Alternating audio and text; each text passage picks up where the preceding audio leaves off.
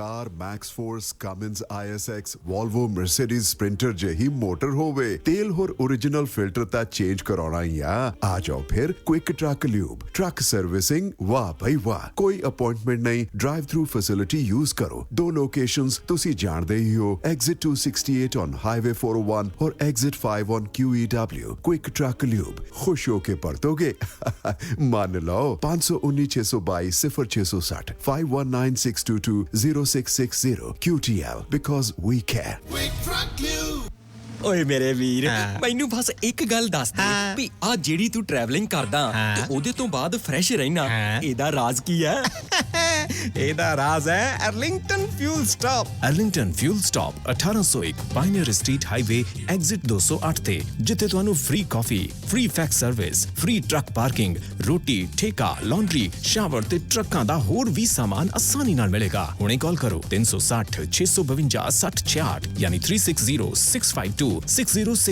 ਇਹ ਦੋ ਲੋਕੇਸ਼ਨਾਂ ਤੋਂ ਸੇਵਾਵਾਂ ਪ੍ਰਦਾਨ ਕਰਦੇ ਨੇ। Second location Lost Hill travel center 14814 ਐਲੋਮ street Lost Hills phone number 661 797 2354। ਉਹ ਯਾਰ ਕੀ ਸੁਪਨੇ ਦੇਖੇ ਸੀ ਕੈਨੇਡਾ ਆਉਣ ਤੋਂ ਪਹਿਲਾਂ? ਉਹ ਸੁਪਨੇ ਪੂਰੇ ਕਰਨੇ ਆ ਤਾਂ ਡ੍ਰੀਮ ਲਾਈਨਰ ਐਕਸਪ੍ਰੈਸ ਵਾਲਿਆਂ ਨੂੰ ਕਾਲ ਕਰ। ਜੀ ਹਾਂ, ਡ੍ਰੀਮਲਾਈਨਰ express company Calgary Alberta Canada, ਜਿਨ੍ਹਾਂ ਨੂੰ ਸਾਫ਼ ਸੁਥਰੇ ਰਿਕਾਰਡ ਤੇ 2 ਸਾਲਾ ਤਜਰਬੇ ਵਾਲੇ ਡਰਾਈਵਰਸ ਦੀ ਲੋੜ ਹੈ। ਇਹਨਾਂ ਕੋਲ ਕੈਲਗਰੀ ਅਲਬਰਟਾ ਤੋਂ ਕੈਲੀਫੋਰਨੀਆ ਤੇ ਐਰੀਜ਼ੋਨਾ ਦੇ ਸਿੱਧੇ ਰਨ। ਇਹਨਾਂ ਕੋਲ ਡਰਾਈ ਤੇ ਰੀਫਰ ਲੋਡ ਵੀ ਹੈ। ਹੋਮ ਰਿਟਰਨ ਵਿਦਿਨ 5 ਡੇਜ਼, ਬਾਈ ਵੀਕਲੀ ਤੇ ਚੰਗੀ ਤਨਖਾਹ ਦਿੰਦੇ ਆ। ਔਰ ਹਾਂ, ਸਿੰਗਲ ਤੇ ਟੀਮਸ ਦੋਨਾਂ ਨੂੰ ਹਾਇਰ ਕਰਦੇ ਨੇ। ਵਧੇਰੇ ਜਾਣਕਾਰੀ ਲਈ ਕਾਲ 4034049501 4034049501 ਡ੍ਰੀਮਲਾਈਨਰ express company Calgary Alberta Canada. Bathinda ਦੀ ਗ੍ਰੀਨ ਸਿਟੀ ਦੀ ਅਪਾਰ ਸਫਲਤਾ ਤੋਂ ਬਾਅਦ ਹੁਣ ਪੇਸ਼ ਹੈ ਕਨ੍ਹਈਆਸ ਗ੍ਰੀਨ ਸਿਟੀ, ਜਿੱਥੇ ਸਿਕਿਉਰਿਟੀ ਦੇ ਪੁਖਤਾ ਪ੍ਰਬੰਧ, ਖੁੱਲੀਆਂ ਸੜਕਾਂ, ਹਰਾ ਭਰਾ ਵਾਤਾਵਰਣ, ਬਿਜਲੀ ਦੀਆਂ ਅੰਡਰਗਰਾਉਂਡ ਤਾਰਾਂ ਅਤੇ ਖੂਬਸੂਰਤ ਫੁੱਲ ਪੌਦੇ। ਲੈਂਡਸਕੇਪਿੰਗ ਅਤੇ ਨਿਰਮਾਣ ਕਾਰਜ ਚੱਲ ਰਹੇ ਨੇ ਤੇਜ਼ੀ ਨਾਲ। ਇਸ ਤੋਂ ਪਹਿਲਾਂ ਕਿ ਸਾਰੇ ਪਲਾਟ ਬੁੱਕ ਹੋ ਜਾਣ, ਸੰਪਰਕ ਕਰੋ 8556002064 ਅਤੇ 8556002071। JB Truck Repair, Yuba City, Certified Cummins, Detroit Freightliner, Western Star, Volvo, Caterpillar ਅਤੇ Series 60 ਇੰਜਨਸ, ਇੰਟਰਨੈਸ਼ਨਲ ਅਤੇ ਆਟੋਮੈਟਿਕ ਟਰਾਂਸਮਿਸ਼ਨਸ, 5 ਸਾਲ ਦਾ ਫ੍ਰੇਟਲਾਈਨ ਡੀਲਰਸ਼ਿਪ ਦਾ ਐਕਸਪੀਰੀਅੰਸ। ਇਹ engine, truck, trailer, AC, electrical, DPF, DEF repair ਕਰਦੇ ਹਨ। Transmission, rear and, brakes, oil change ਕਰ ਦਿੰਦੇ ਹਨ। Certified 90 ਡੇ DOT inspection ਅਤੇ certified annual federal DOT inspection ਕਰਦੇ ਹਨ। 100 ਮਾਈਲ ਦੇ ਰੇਡੀਅਸ ਵਿੱਚ ਰੋਡ ਅਸਿਸਟੈਂਸ 24/7। ਨਵੇਂ ਕਸਟਮਰਸ ਲਈ 10% ਡਿਸਕਾਊਂਟ। ਹਫਤੇ ਦੇ 7 ਦਿਨ ਸਵੇਰੇ 7 ਤੋਂ ਸ਼ਾਮੀ 7 ਵਜੇ ਤੱਕ ਖੁੱਲੇ ਰਹਿੰਦੇ ਹਨ। ਹੋਰ ਜਾਣਕਾਰੀ ਲਈ ਕਾਲ ਜਗਰੂਪ ਬੋਇਲ 916-696-0634 ਜਾਂ ਜਗਰਾਜ ਬਲ 530-339-15। Address 3894 rail road avenue, Yuba city. ਇੱਥੇ ਹੁਣ ਟਰੱਕਾਂ ਦੇ ਯੂਜ਼ਡ ਤੇ ਬ੍ਰਾਂਡ ਨਿਊ ਟਾਇਰ ਵੀ ਮਿਲਦੇ ਹਨ। ਸੋ ਪ੍ਰੋਗਰਾਮ ਸ਼ਮਾਦਾਨ ਦੇ ਵਿੱਚ ਤੁਹਾਡਾ ਸਵਾਗਤ ਹੈ ਤੇ ਮੇਰੇ ਨਾਲ ਸਰਦਾਰ ਬਖਤੌਰ ਸਿੰਘ ਢਿੱਲੋਂ ਹੋਰੀ ਜੁੜ ਗਏ ਨੇ। ਢਿੱਲੋਂ ਸਾਹਿਬ ਸਤਿ ਸ਼੍ਰੀ ਅਕਾਲ ਜੀ। ਸਤਿ ਸ਼੍ਰੀ ਅਕਾਲ। ਢਿੱਲੋਂ ਸਾਹਿਬ ਦੇਖੋ,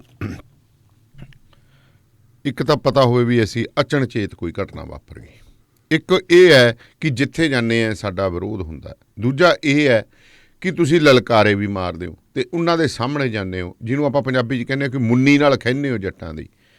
BJP ਦੇ MLA ਨਾਲ ਜੋ ਕੁਝ ਵਾਪਰਿਆ ਆਪਾਂ ਕਹਿੰਦੇ ਕਿ ਨਹੀਂ ਵਾਪਰਨਾ ਚਾਹੀਦਾ ਸੀ, ਪਰ ਦੁੱਖ ਦੀ ਗੱਲ ਇਹ ਹੈ ਕਿ ਹੁਣ ਇਹਨੂੰ ਹਿੰਦੂ ਸਿੱਖ ਮਸਲਾ ਬਣਾਉਣ ਦੀ ਕੋਸ਼ਿਸ਼ ਕੀਤੀ ਜਾ ਰਹੀ ਹੈ। ਬਿਲਕੁਲ ਦਾਨੇਲੀਆ ਸਾਹਿਬ, ਮਿਸਟਰ ਨਾਰੰਗ ਜਿਹੜੇ BJP ਦੇ ਅਬੋਹਰ ਤੋਂ MLA ਜੀ, ਜ਼ਿੰਦਗੀ 'ਚ ਮੈਨੂੰ ਕਦੇ ਉਹਨਾਂ ਨੂੰ ਮਿਲਣ ਦਾ ਮੌਕਾ ਨਹੀਂ ਮਿਲਿਆ, ਲੇਕਿਨ ਉਹਨਾਂ ਬਾਰੇ ਜੋ ਲੋਕਾਂ ਦੇ ਵਿੱਚ ਚਰਚਾ ਚੱਲਦੀ ਹੈ ਜੀ, ਉਹਨੂੰ ਇੱਕ ਸ਼ਰੀਫ ਸਾਊ ਸਿਆਸਤਦਾਨ ਸਮਝਿਆ ਜਾਂਦਾ ਹੈ ਜੀ। ਸੋਸ਼ਲ ਬੰਦਾ, ਮੇਲ ਮਿਲਵਰਤਨ ਦੇ ਵਿੱਚ ਕੋਈ ਕਸਰ ਨਹੀਂ ਛੱਡਦਾ। ਇਹੀ ਕਾਰਨ ਹੈ ਵੀ ਜਿਹੜਾ ਸੁਨੀਲ ਜਾਖੜ ਅਬੋਹਰ ਤੋਂ ਤੁਰ ਕੇ ਗੁਰਦਾਸਪੁਰ ਤੋਂ ਜਾ ਕੇ ਪਾਰਲੀਮੈਂਟ ਦਾ ਮੈਂਬਰ ਬਣ ਸਕਦਾ ਹੈ ਜੀ, ਤੇ ਉਹ ਆਪਦੀ ਸੀਟ ਹਾਰਦਾ ਹੈ। ਇਹਦਾ ਕਾਰਨ ਇਹ ਹੈ ਕਿ ਉਹਦੀ ਪਾਪੂਲੈਰਿਟੀ, ਜਿਹੜਾ ਉਹਦਾ ਮੇਲ ਮਿਲਾਪ ਹੈ, ਉਹ ਸੁਨੀਲ ਜਾਖੜ ਨਾਲੋਂ ਲੋਕਾਂ ਨਾਲ ਕਿਤੇ ਵੱਧ ਹੈ। ਫਿਰ ਹੀ ਲੋਕਾਂ ਨੇ ਜਦੋਂ ਇਹ ਦਿਖਦਾ ਹੋਵੇ ਕਿ ਸਰਕਾਰ ਕਾਂਗਰਸ ਪਾਰਟੀ ਦੀ ਬਣਦੀ ਹੈ, ਕਾਂਗਰਸ ਪਾਰਟੀ ਦੇ ਸਟੇਟ ਪ੍ਰੈਜ਼ੀਡੈਂਟ ਨੂੰ ਨਜ਼ਰਅੰਦਾਜ਼ ਕਰਕੇ ਉਸ ਆਪੋਜੀਸ਼ਨ ਦੇ ਬੰਦੇ ਨੂੰ ਲੋਕ MLA ਬਣਾਉਂਦੇ ਜੀ, ਜਿਹੜੀ ਆਪੋਜੀਸ਼ਨ ਨੂੰ ਆਪਾਂ ਕਹਿ ਦਈਏ ਨਾ ਉਹ 3 ਚ ਤੇ ਨਾ ਉਹ 13 ਸੀ। ਠੀਕ ਹੈ ਨਾ, ਇਸ ਕਰਕੇ ਬੰਦਾ ਉਹ ਚੰਗਾ ਸੀ, ਪਰ ਜੋ ਕੁਛ ਉਹਦੇ ਨਾਲ ਹੋਇਆ ਬਹੁਤ ਮਾੜਾ ਹੋਇਆ। ਬਤੌਰ ਪੱਤਰਕਾਰ, ਬਤੌਰ ਇੱਕ ਨਾਗਰਿਕ, ਅਸੀਂ ਉਹਨੂੰ ਕਦੇ ਵੀ ਹੇਲ ਨਹੀਂ ਕਰਾਂਗੇ, ਅਸੀਂ ਕਦੇ ਵੀ ਉਹਦੀ ਤਾਰੀਫ ਨਹੀਂ ਕਰਾਂਗੇ। ਜਿਹੜਾ ਉਹ ਐਕਟ ਹੋਇਆ ਮਾੜੀ ਗੱਲ ਹੋਈ ਹੈ। ਉਹ ਨਾ MLA ਵੀ ਹੋਵੇ, ਕੋਈ ਸਧਾਰਨ ਵਿਅਕਤੀ ਹੋਵੇ, ਉਹਦੀ ਵੀ ਇੱਜ਼ਤ ਹੁੰਦੀ ਹੈ, ਉਹਦਾ ਵੀ ਸਤਿਕਾਰ ਹੁੰਦਾ। ਉਹਨੂੰ ਜ਼ਲੀਲ ਕੀਤਾ ਜਾਵੇ, ਉਹਨੂੰ ਬੇਇੱਜ਼ਤ ਕੀਤਾ ਜਾਵੇ, ਉਹਨੂੰ ਮਾਰਿਆ ਜਾਵੇ, ਕੁੱਟਿਆ ਜਾਵੇ, ਇਹ ਗੱਲ ਚੰਗੀ ਨਹੀਂ। ਪਰ ਸਵਾਲ ਇਹ ਵੀ ਪੈਦਾ ਹੁੰਦਾ ਹੈ, ਸਰਹੱਦਾਂ ਦੇ ਉੱਤੇ ਬੈਠੇ ਆ ਕਿਸਾਨ, ਹੁਣ ਤੱਕ 300 ਬੰਦਾ ਸ਼ਹੀਦੀ ਪ੍ਰਾਪਤ ਕਰ ਗਿਆ। ਭਾਰਤ ਦੀ ਪਾਰਲੀਮੈਂਟ ਜੁੜਦੀ ਹੈ, ਪਾਰਲੀਮੈਂਟ ਦੇ ਵਿੱਚੋਂ ਇੱਕ ਸ਼ਬਦ ਤੱਕ ਨਹੀਂ ਕਿਹਾ ਗਿਆ ਉਹਨਾਂ ਕਿਸਾਨਾਂ ਚਲੋ ਬਾਰੇ। ਢਿੱਲੋਂ ਸਾਹਿਬ, ਉਹ ਤਾਂ ਮੈਂ ਮੰਨ ਲਿਆ, ਇੱਕ ਨਾ ਕਹਿਣ ਸ਼ਬਦ ਵੀ ਤੁਹਾਡੇ ਕਾਨੂੰਨਾਂ ਦੇ ਖਿਲਾਫ ਬੈਠੇ ਬੋਲਦੇ, ਪਰ ਜਿਹੜਾ ਤੁਸੀਂ ਉੱਥੇ ਸਿੰਘੂ ਬਾਰਡਰ ਸਾਡੀਆਂ ਬੀਬੀਆਂ ਦੇ, ਸਾਡੇ ਮੁੰਡਿਆਂ ਦੇ ਤੁਸੀਂ ਡਲੇ ਮਰਵਾਏ, ਪੁਲਿਸ ਮੂਕ ਦਰਸ਼ਕ ਬਣੀ ਰਹੀ, ਤੁਸੀਂ ਤੰਬੂਆਂ ਨੂੰ ਅੱਗ ਲਾਈ, ਤੁਸੀਂ ਤੰਬੂ ਪੱਟੇ। ਉਹ ਦੇਖੋ ਗੱਲ ਇੱਕ ਇੱਥੇ ਗੱਲ ਆਉਂਦੀ ਹੈ ਕਿ 300 ਬੰਦੇ ਦਾ ਮਰ ਜਾਣਾ, ਹਾਂ, ਸ਼ਹੀਦ ਹੋ ਜਾਣਾ। ਸਾਡੇ ਸ਼ਬਦਾਂ ਦੇ ਸਾਡੇ ਤਾਂ ਸ਼ਹੀਦ ਨੇ, ਉਹਨਾਂ ਦੇ ਸੱਚ ਹੈ ਕਿ ਉਹ ਕੁੱਤਿਆਂ ਦੀ ਮੌਤ ਮਰ ਗਏ। ਇੱਕ ਮੰਤਰੀ ਨੇ, ਜਿਹੜੇ ਹਰਿਆਣੇ ਦੇ ਖੇਤੀਬਾੜੀ ਮੰਤਰੀ, ਉਹਨਾਂ ਨੇ ਕਹਿਤਾ ਕਿ ਜੇ ਉਹ ਘਰਾਂ 'ਚ ਹੁੰਦੇ ਫਿਰ ਵੀ ਉਹਨਾਂ ਨੇ ਮਰਨਾ ਸੀ। ਜਿਹੜੇ ਸਰਹੱਦਾਂ ਤੇ ਹੁੰਦੇ, ਜੇ ਆਪਾਂ ਇਹ ਮੰਨ ਲਈਏ ਕਿ ਜੇ ਉਹਨਾਂ ਦੀ ਲਿਖੀ ਹੈ ਉਹਨਾਂ ਨੇ ਉਸ ਤਾਰੀਖ ਨੂੰ ਮਰਨਾ, ਘਰੇ ਹੀ ਮਰ ਜਾਂਦੇ ਆ। ਉਹਨਾਂ ਨੂੰ ਫਿਰ ਜਿਹੜਾ ਹੈਗਾ ਇੰਨਾ ਅਸੀਂ ਮੁਆਵਜ਼ਾ ਕਿਉਂ ਦਿੰਦੇ ਹਾਂ? ਅਸੀਂ ਇਸ ਕਰਕੇ ਤੁਹਾਡੇ ਜਦੋਂ ਮਰ ਜਾਂਦੇ ਲੀਡਰ, ਉਦੋਂ ਫਿਰ ਤਿਰੰਗਿਆਂ 'ਚ ਕਿਉਂ ਲਪੇਟਦੇ? ਤਿਰੰਗਿਆਂ 'ਚ ਲਪੇਟਣਾ ਜਾਂ ਪਾਰਲੀਮੈਂਟ ਦੇ ਵਿੱਚ ਉਹਨਾਂ ਤੁਸੀਂ ਸ਼ਰਧਾਂਜਲੀ ਦਿੰਦੇ। ਉਹਨਾਂ ਲੀਡਰਾਂ ਦੇ ਪਾਰਲੀਮੈਂਟਾਂ ਦੇ ਵਿੱਚ ਬੁੱਤ ਲੱਗੇ ਹੋਏ ਆ, ਜਿਨ੍ਹਾਂ ਲੀਡਰਾਂ ਨੇ ਅੰਗਰੇਜ਼ਾਂ ਨੂੰ ਕਿਹਾ ਸੀ, ਸ਼੍ਰੀਮਾਨ ਜੀ ਸਾਨੂੰ ਬਾਹਰ ਕੱਢ ਦਿਓ, ਤੁਹਾਡੇ ਲਈ ਜ਼ਿਆਦਾ ਲਾਹੇਵੰਦ ਕੰਮ ਕਰਾਂਗੇ। ਉਹਨਾਂ ਦੇ ਤਾਂ ਉੱਥੇ ਲੱਗ ਜਾਣ। ਤੇ ਅੰਨਦਾਤੇ ਦੇ ਨਾਲ ਇਹ ਵਰਤਾਓ ਹੋਵੇ, ਇਹਦੇ ਤੋਂ ਪਤਾ ਲੱਗਦਾ ਕਿ ਅੰਨਦਾਤੇ ਪ੍ਰਤੀ ਕਿੱਡੀ ਵੱਡੀ ਬੇਰੁਖੀ ਹੈ ਜੀ। ਇਹੀ ਚੀਜ਼ ਜਿਹੜੀ ਤੁਸੀਂ ਜ਼ਿਕਰ ਕੀਤਾ ਹੈ, ਤੁਸੀਂ ਜਿਹੜਾ ਪੁਲਿਸ ਨੂੰ ਮੂਕ ਦਰਸ਼ਕ ਬਣਨ ਵਾਲੀ ਗੱਲ ਨਹੀਂ, ਪੁਲਿਸ ਨੇ ਬੈਕਅਪ ਕੀਤਾ ਜੀ। ਉਹ ਜਿਹੜੇ RSS ਦੇ ਗੁੰਡੇ ਬਦਮਾਸ਼ ਆਏ ਸੀ ਉੱਥੇ, ਉਹਨਾਂ ਦੇ ਉੱਤੇ ਕੁਟਾਪਾ ਚਾੜਨ ਵਾਸਤੇ ਜਿਨ੍ਹਾਂ ਨੇ ਹਮਲਾ ਕੀਤਾ ਹੈ, ਕਿਸਾਨ ਮਜ਼ਦੂਰ ਸੰਘਰਸ਼ ਕਮੇਟੀ ਵਾਲਿਆਂ ਦੇ ਕੈਂਪ ਦੇ ਉੱਤੇ, ਲੰਗਰ ਪਕਾ ਰਹੀਆਂ ਬੀਬੀਆਂ ਦੇ ਉੱਤੇ ਹਮਲਾ ਕੀਤਾ। ਉੱਥੇ ਉਹਨਾਂ ਨੇ ਜਿਸ ਤਰ੍ਹਾਂ ਦੀ ਕਰਤੂਤਾਂ ਕੀਤੀਆਂ, ਉਹ ਸਭ ਦੇ ਸਾਹਮਣੇ। ਆਪਣੀ ਗੈਰਤ ਨੂੰ, ਅਣਖ ਨੂੰ ਬਚਾਉਣ ਵਾਸਤੇ ਰਣਜੀਤ ਸਿੰਘ ਨਾਂ ਦਾ ਇੱਕ ਸ਼ਖਸ ਜੇ ਬਾਹਰ ਆਉਂਦਾ ਹੈ ਜੀ, ਤੇ ਉਹਨੂੰ ਜਿਸ ਢੰਗ ਦੇ ਨਾਲ ਫਿਰ ਉੱਥੇ ਕੁਟਾਪਾ ਚਾੜਿਆ ਜਾਂਦਾ, ਜਿਵੇਂ ਉਹਦੇ ਤੇ ਹਮਲਾ ਕੀਤਾ ਜਾਂਦਾ, ਜਿਵੇਂ ਉਹਨੂੰ ਜੇਲ੍ਹ 'ਚ ਸੁੱਟਿਆ ਜਾਂਦਾ, ਇਹ ਛੋਟੀ ਗੱਲ ਨਹੀਂ। ਇਹਦੇ ਨਾਲ ਹੀ ਇੱਕ ਜਿਹੜੀ ਹੈਗੀ ਹੈ ਮਜ਼ਦੂਰ ਜਮਾਤ ਦੀ ਲੀਡਰ ਕੁੜੀ ਨਵਦੀਪ ਕੌਰ, ਜੋ ਉਹਦੇ ਨਾਲ ਪੁਲਿਸ ਕਸਟਡੀ ਦੇ ਵਿੱਚ ਹੋਇਆ ਜੀ, ਜੋ ਉਹਦੇ ਸਾਥੀ ਸ਼ਿਵ ਕੁਮਾਰ ਦੇ ਨਾਲ ਪੁਲਿਸ ਕਸਟਡੀ ਦੇ ਵਿੱਚ ਹੋਇਆ, ਉਹਦੀਆਂ ਤਾਂ ਗਵਾਹੀਆਂ ਦਿੰਦਾ ਤੁਹਾਡਾ ਹਾਈ ਕੋਰਟ ਦਾ ਰਿਕਾਰਡ ਬੋਲਦਾ, ਜਿੱਥੋਂ ਉਹਦਾ ਮੈਡੀਕਲ ਚੈੱਕਅਪ ਕਰਵਾਇਆ ਗਿਆ। ਇਹ ਸਾਰੀਆਂ ਚੀਜ਼ਾਂ ਜਿਹੜੀਆਂ, ਮੇਰਾ ਕਹਿਣ ਦਾ ਭਾਵ ਕੀ ਹੈ ਕਿ ਜੋ ਕਿਸਾਨ ਅੰਦੋਲਨ ਹੈ, ਕਿਸਾਨ ਅੰਦੋਲਨ ਪ੍ਰਤੀ ਜਿਹੜੀ ਨਕਾਰਾਤਮਕ ਪਹੁੰਚ ਹੈ ਕੇਂਦਰ ਸਰਕਾਰ ਦੀ, ਮੈਂ ਉਹਦਾ ਜ਼ਿਕਰ ਕਰਦਾ ਜੀ। ਔਰ ਉਸ ਨਕਾਰਾਤਮਕ ਪਹੁੰਚ ਦੇ ਚੱਲਦਿਆਂ ਹੀ ਕਿਸਾਨਾਂ ਨੇ ਫੈਸਲਾ ਕੀਤਾ ਸੀ ਕਿ ਪੰਜਾਬ ਦੇ ਵਿੱਚ ਜਾਂ ਜਿੱਥੇ ਵੀ ਉਹਨਾਂ ਦਾ ਚੱਲੂਗਾ, ਤੁਹਾਡਾ ਜ਼ੋਰ ਚੱਲੂਗਾ, ਉਸ ਥਾਂ ਦੇ ਉੱਤੇ ਭਾਰਤੀ ਜਨਤਾ ਪਾਰਟੀ ਜਾਂ ਹੋਰ ਕੋਈ ਵੀ ਪਾਰਟੀ, ਜਿਹੜੀ ਪਾਰਟੀ ਇਹਨਾਂ ਕਾਨੂੰਨਾਂ ਦਾ ਵਿਰੋਧ ਕਰਦੀ ਹੈ, ਉਹਨਾਂ ਦੇ ਲੀਡਰਾਂ ਦਾ ਅਸੀਂ ਵਿਰੋਧ ਕਰਾਂਗੇ, ਉਹਨਾਂ ਦੇ ਲੀਡਰਾਂ ਦਾ ਸਮਾਜਿਕ ਬਾਈਕਾਟ ਕਰਾਂਗੇ, ਉਹਨਾਂ ਦਾ ਅਸੀਂ ਘਿਰਾਓ ਕਰਾਂਗੇ, ਉਹਨਾਂ ਨੂੰ ਅਸੀਂ ਪਬਲਿਕ ਤੌਰ ਤੇ ਵਿਚਰਨ ਨਹੀਂ ਦੇਵਾਂਗੇ, ਉਹਨਾਂ ਨੂੰ ਫੰਕਸ਼ਨ ਨਹੀਂ ਕਰਨ ਦੇਵਾਂਗੇ। ਉਹਨਾਂ ਨੇ ਕੀਤਾ ਸਾਰਾ ਕੁਛ। ਔਰ ਇਹੀ ਕਾਰਨ ਹੈ ਕਿ ਜਦੋਂ ਲੋਕਲ ਬਾਡੀ ਦੀਆਂ ਚੋਣਾਂ ਗਈਆਂ, ਲੋਕਲ ਬਾਡੀ ਤਾਂ ਪਿੰਡਾਂ ਦਾ ਕੰਮ ਨਹੀਂ, ਸ਼ਹਿਰਾਂ ਦਾ ਕੰਮ ਹੈ। ਸ਼ਹਿਰਾਂ ਦੇ ਵਿੱਚ ਭਾਰਤੀ ਜਨਤਾ ਪਾਰਟੀ ਨੂੰ ਉਮੀਦਵਾਰ ਲੱਭਣੇ ਮੁਸ਼ਕਲ ਹੋ ਗਏ ਸੀ। ਹੁਣ ਤੁਹਾਡਾ ਸਵਾਲ ਜਿਹੜਾ ਹੈਗਾ ਨਾ, ਉਹ ਇਹ ਹੈ ਕਿ ਉਹ ਫਿਰ ਕਹਿੰਦੇ ਕਿਉਂ ਹੈ? ਅਸਲ ਦੇ ਵਿੱਚ ਇੱਕ ਵਹਿਮ ਪਾਲੀ ਬੈਠੇ ਹੈ। ਅੱਛਾ ਜੀ। ਇੱਕ ਭੁਲੇਖਾ ਪਾਲੀ ਬੈਠੇ ਹੈ ਕਿ 2022 ਦੇ ਵਿੱਚ ਇੱਥੇ ਅਸੀਂ ਆਪਣੀ ਸਰਕਾਰ ਬਣਾਉਣੀ ਹੈ। ਉਹ ਕਹਿੰਦੇ ਜੇ ਮੋਦੀ ਹੈ ਤਾਂ ਮੁਮਕਿਨ ਹੈ ਕਿ ਇਹ ਅਸੀਂ ਸਰਕਾਰ ਆਪਦੀ ਬਣਾ ਲਾਂਗੇ। ਔਰ ਇਹਦੇ ਵਾਸਤੇ ਬੜਾ ਕੁਛ ਕਹਿੰਦੇ, ਹੁਣੇ ਤੋਂ ਸਕੀਮਾਂ ਬਣਾਉਣੀਆਂ ਸ਼ੁਰੂ ਕਰਤੀਆਂ। ਲੋਕਾਂ 'ਚ ਜਾਓ, ਲੋਕਾਂ 'ਚ ਜਾਣ ਦੀ ਗੱਲ ਕਰ ਲਓ, ਸਾਨੂੰ ਕੋਈ ਇਤਰਾਜ਼ ਨਹੀਂ, ਹਰ ਪੋਲੀਟੀਕਲ ਪਾਰਟੀ ਲੋਕਾਂ 'ਚ ਜਾਂਦੀ ਹੈ। ਪਰ ਜਿਹੜੇ ਮਨਸੂਬੇ ਬਣਾਏ ਜਾ ਰਹੇ, ਉਹਨਾਂ ਮਨਸੂਬਿਆਂ ਦੇ ਵਿੱਚੋਂ ਇੱਕ ਮਿਸਾਲ ਮਿਲ ਗਈ ਦਿੱਲੀ ਵਾਲੀ, ਜਿੱਥੇ ਵਿਧਾਨ ਸਭਾ ਦੀ, ਦਿੱਲੀ ਦੀ ਸਰਕਾਰ ਦੀਆਂ ਸਾਰੀਆਂ ਪਾਵਰਾਂ ਕਰਵ ਕਰਤੀਆਂ, ਔਰ ਉਹ ਲੈਫਟੀਨੈਂਟ ਗਵਰਨਰ ਨੂੰ ਪਾਵਰਾਂ ਦਿੱਤੀਆਂ। ਹੁਣ ਜਿਹੜੀਆਂ ਖਬਰਾਂ ਆ ਰਹੀਆਂ, ਜਿਹੜੀਆਂ ਅੰਦਰੋਂ ਕਨਸੂਆਂ ਆ ਰਹੀਆਂ ਕਿ ਤਿਆਰੀ ਅਗਲੀ ਹੈ ਜਿਹੜੀ, ਉਹ ਬਾਰੀ ਪੰਜਾਬ ਦੀ ਹੈ।